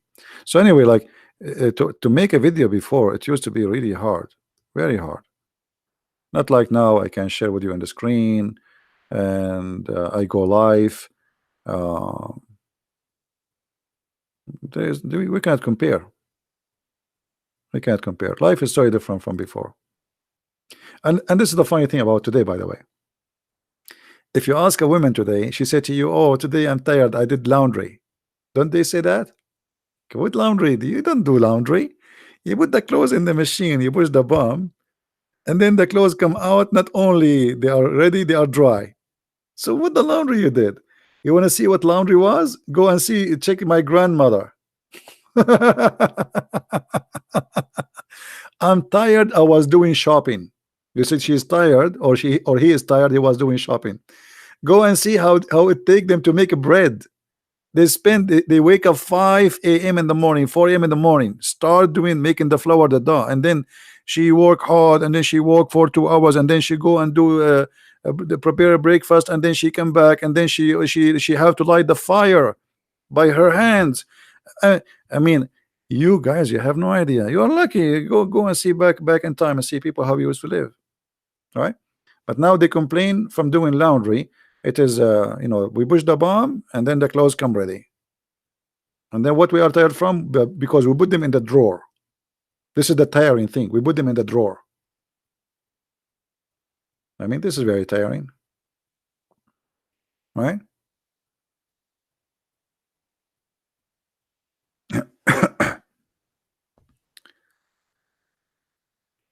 uh, yeah, so everything changed. Like now, the entertaining world. Like now, you can open. There's cameras live. Actually, most of the time, I open. Like there's live cameras. You can see around the world. Um, I mean, you can see beaches around the world. I mean, it's really beautiful. Technology is very helpful, but it can be very dangerous too. But depend what you use. Anything can be useful. Too much salt will kill you. Too much sugar will kill you. Too much water will you will be drowned. Anything can be useful or the opposite, right?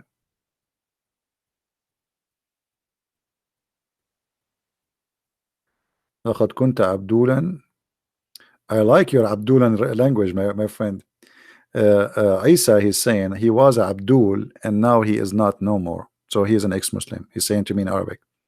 He's saying قد كنت عبدولا وقد تحررت من الإسلام. I was Abdul. تحسنت وشفيت من مرض الإسلام. I was Abdul.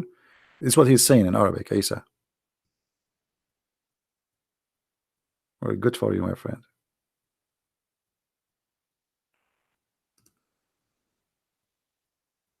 Me, myself, I never was Abdul. Did I tell you the story about the Abdul guy in Philippines? I think I did. But I don't know how many of you heard it before. I was in the elevator speaking in Arabic in the phone in the Philippines. When you go in the elevator, you lose connection, right? So I lost connection, and the guy, he took it as an opportunity to say to me, to greet me. So he said, Assalamu alaikum. He's an Abdul. He's a Muslim. So I answered him. He said, Wa alaikum assalam, Abdul. The guy, he looked at me. He says, MashaAllah, how you know my name? MashaAllah, how you know my name? I said, what? Oh, no. All of you Abdul for me. It was a very funny moment. I mean, imagine if you are with me and this guy, he said to me, he thought I'm a Muslim because I speak Arabic. He heard me speaking Arabic. He don't speak Arabic himself. He's a Filipino, but he heard me speaking Arabic, and he knew how the Arabic sound like. So he said, Assalamu alaikum. I said, Wa alaikum assalam, Abdul. He said, oh, mashallah, how you know I am Abdul? Like he's looking at me, and you should see his eyes. His eyes like became like wide, like a garage open. He was like, wow, how you know my name? That was a good one. Anyway, I actually, this guy, I took him to the yard back here, like like a garden parking, park, sorry. Like we were going up, and then he said to me, so you are a Muslim? I said, no, I am not. Sure not. That's not good. So we start talking. He said, why not? It's good to be a Muslim. I said, do you want to show you?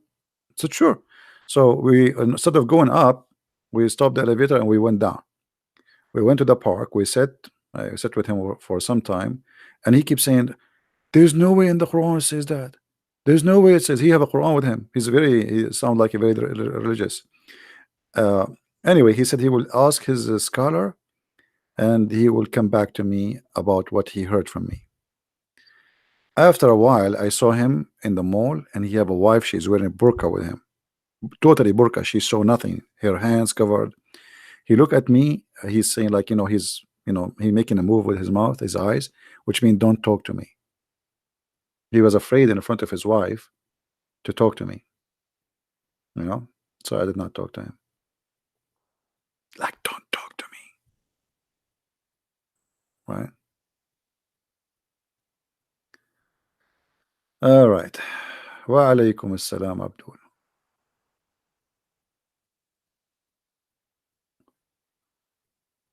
I'm trying to read the chat. It's very hard to follow.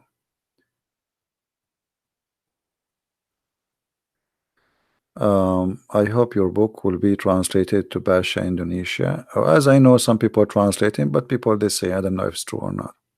We will see. I mean, how much they are doing, I don't know. You wish you could talk to me. Everybody is welcome to talk to me, but I talk in private only if there is something important. Otherwise, I will spend the day talking to people. So if there's something important, um, you can text me only if something important. All right. Malika, you want to be my friend? All of you are my friends. Why? Are you my enemy? Guys, what is this about? All of you are my friends. Why not? Actually, I have many of you. I consider them the same as a family for me because I spend time with you more than I spend time with anyone. How many hours I'm here? So I wish really I can meet all of you. It would be fun. I don't know how many of you hate me, but I don't blame you. I hate me too. Yeah. Uh, but sometimes it's good, But by the way, you might meet me one day because my voice is hard extremely it's hard to hide. The second I talk, if you listen to me before, you will know that's just me. I told you once I was in the Philippines too. I was in a coffee shop. There was a guy reading the Bible and he's taking notes. So I said, okay, this is a Christian guy. Let's talk to him. Um, so I asked him what he is studying, etc. And then he says to me, I know you. And I was looking at him, how this guy he know me? In the beginning, I thought maybe he saw me in a seminar or something. He said, no, no, I know you. I said, I don't think we met before. He said, no, no, no, I know you. I know you. And then after thinking, he said to me, are you Christian Prince? Star? Are you? Yeah. So if you meet me ever, you will know me from my voice. I cannot hide my voice. Maybe you will meet a million people, you will not find somebody have the same. It's different. Can be recognized easy. You protect me. Oh, that's good. Actually, before I was seeking protection, now I'm safe. Yeah, thank you, all of you. Thank you. Yeah, sometimes actually I don't go and argument because I don't want to. You will be known in a second. Once I was doing a seminar, they did not announce that it's Christian Prince. They announced that a Christian from the Middle East, etc. They don't say Christian Prince. And then after I finished, two girls they came, and one of them she get like the other one she's trying to push her to talk to me. So I said, okay, people are shaking hands with me after a seminar. So I said, how I can help you? You want something? She said, yeah, I have a question. Are you Christian Prince? And then I said, yeah. The other one, she said, see, I told you, this is him. This is him. But once a guy he thought I am, he said to me, uh, are you Sam Shamoun? I said, did you see Sam Shamoun? He said, I said, what? Did you see how Sam Shamoun looked like? I said, I don't remember. I said, do I look like Sam Shamoun?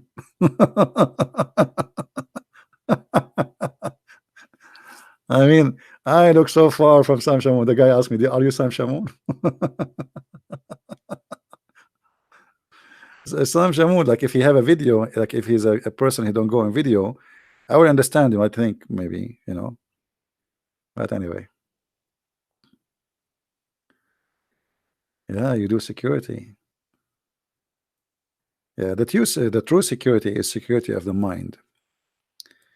You see, when a person he is not secure in his mind, he have no security.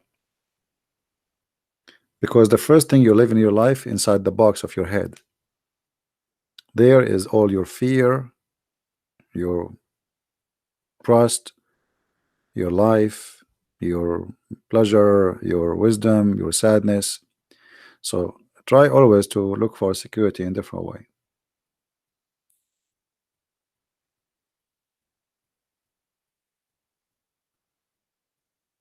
So do we have any Muslim want to say anything?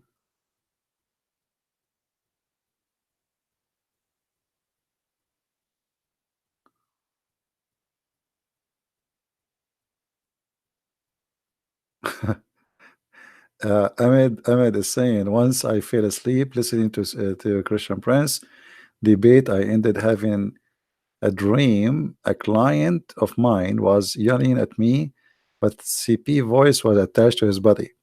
Actually, one of you, he sent me a picture. Yeah, hold on. Let me see if I can find it.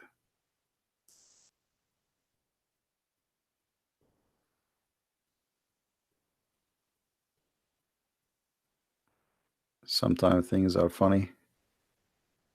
I don't know if I deleted. Somebody he have his car license plate. It says 007 CP. Where is the picture? I think I deleted maybe. Yeah, I think I deleted. No, I have it. Here we go. CP. Oh boy. I'm not going to show all the number. I don't know who this guy is, but this is part of the number because there's letters. I don't want to show all the letters.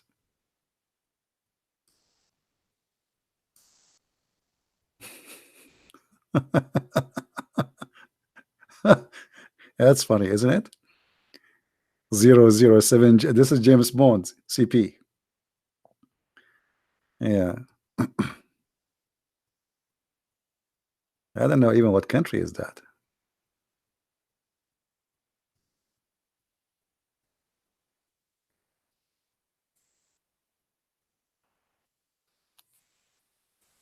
I like the car, BMW. I would like to exchange it for my donkey.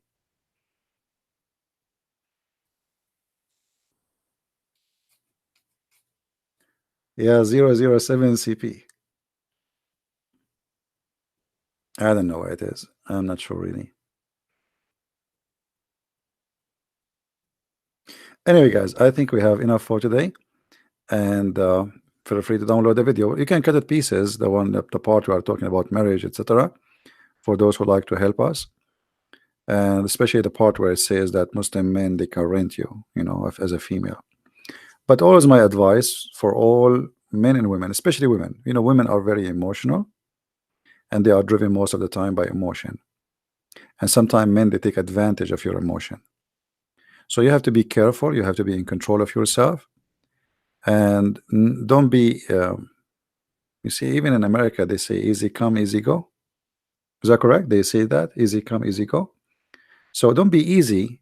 Don't be easy. And easy here is about being, anyone can grab you. All right. Be something priceless. So when a man he have you, he respect what he have. When a man he got you, he knew he did not get something cheap. He did not get something everybody throw around before him. Don't be cheap. Be priceless. This is my advice to you, and it's up to you to listen or not. If you are my sister, I will talk to you the same way I'm saying right now. If any man can have you, why he want to marry you? Why any man will marry any woman? Because men always, they like to get the benefit of the women, to enjoy her, but they don't want to have responsibility. So don't be cheap. Don't be no one. Don't be like, you watch those movies. Those stupid movies, they corrupt our mind, make us believe it's fun to have sex around. It's fun to have a boyfriend and replace a boyfriend, a new boyfriend, and then after sleeping with 100 men, what is next? You will be cheap. You will be like a used and abused car. People load, get out, load, get out, load, get out. You don't want to be a taxi. You are a child of God. You are priceless. Give what you have for someone he deserves it. Someone he will love you. He don't want to have sex with you only. He sleep with you because he loves you and he want to live with you forever. So if you want really a man to respect you, you need to force him to respect you. You earn respect. It's not going to happen immediately. Same for the man. The man who sleep around, don't marry him. The man who sleep with you because you have a nice body, he will leave you tomorrow because someone else have nicer body. Do you understand me? I'm just being honest with you. If this is the reason he is with you, for the same reason he will leave you. Like women, they want to make a surgery to have big breast. Okay, so this guy, he want to be with you because you have big breast. Why? Are you a cow? And tomorrow he will see some woman, she have a better breast. If this is the reason he made him like you, this will be the same reason to dump you. Don't be stupid. Don't be stupid.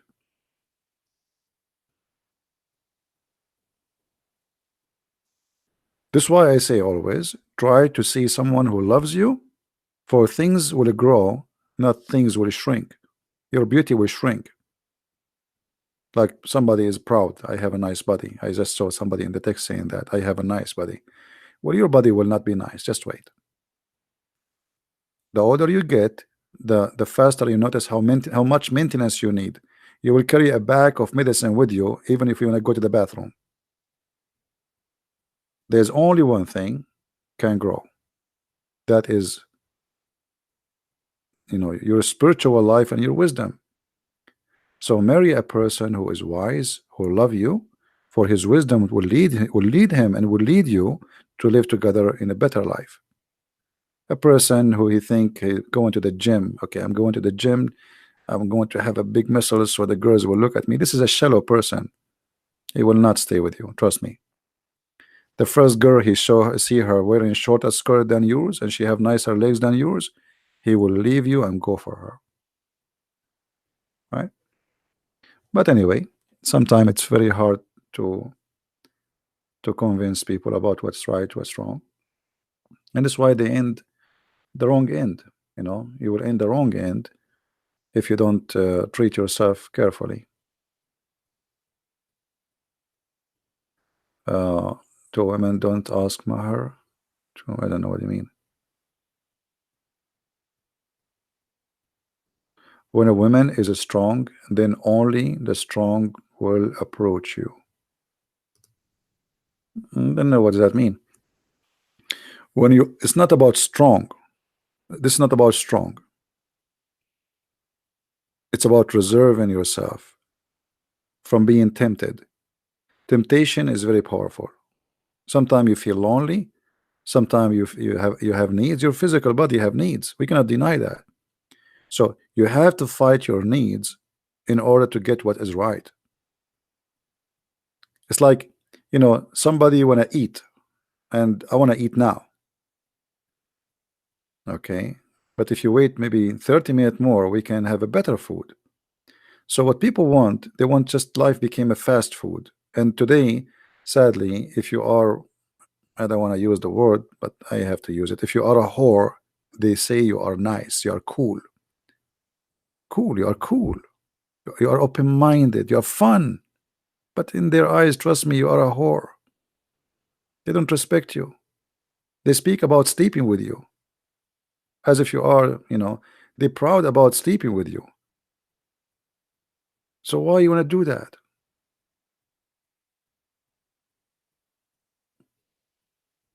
You know what I mean? Maybe my words is harsh for you, but this is the truth. Right?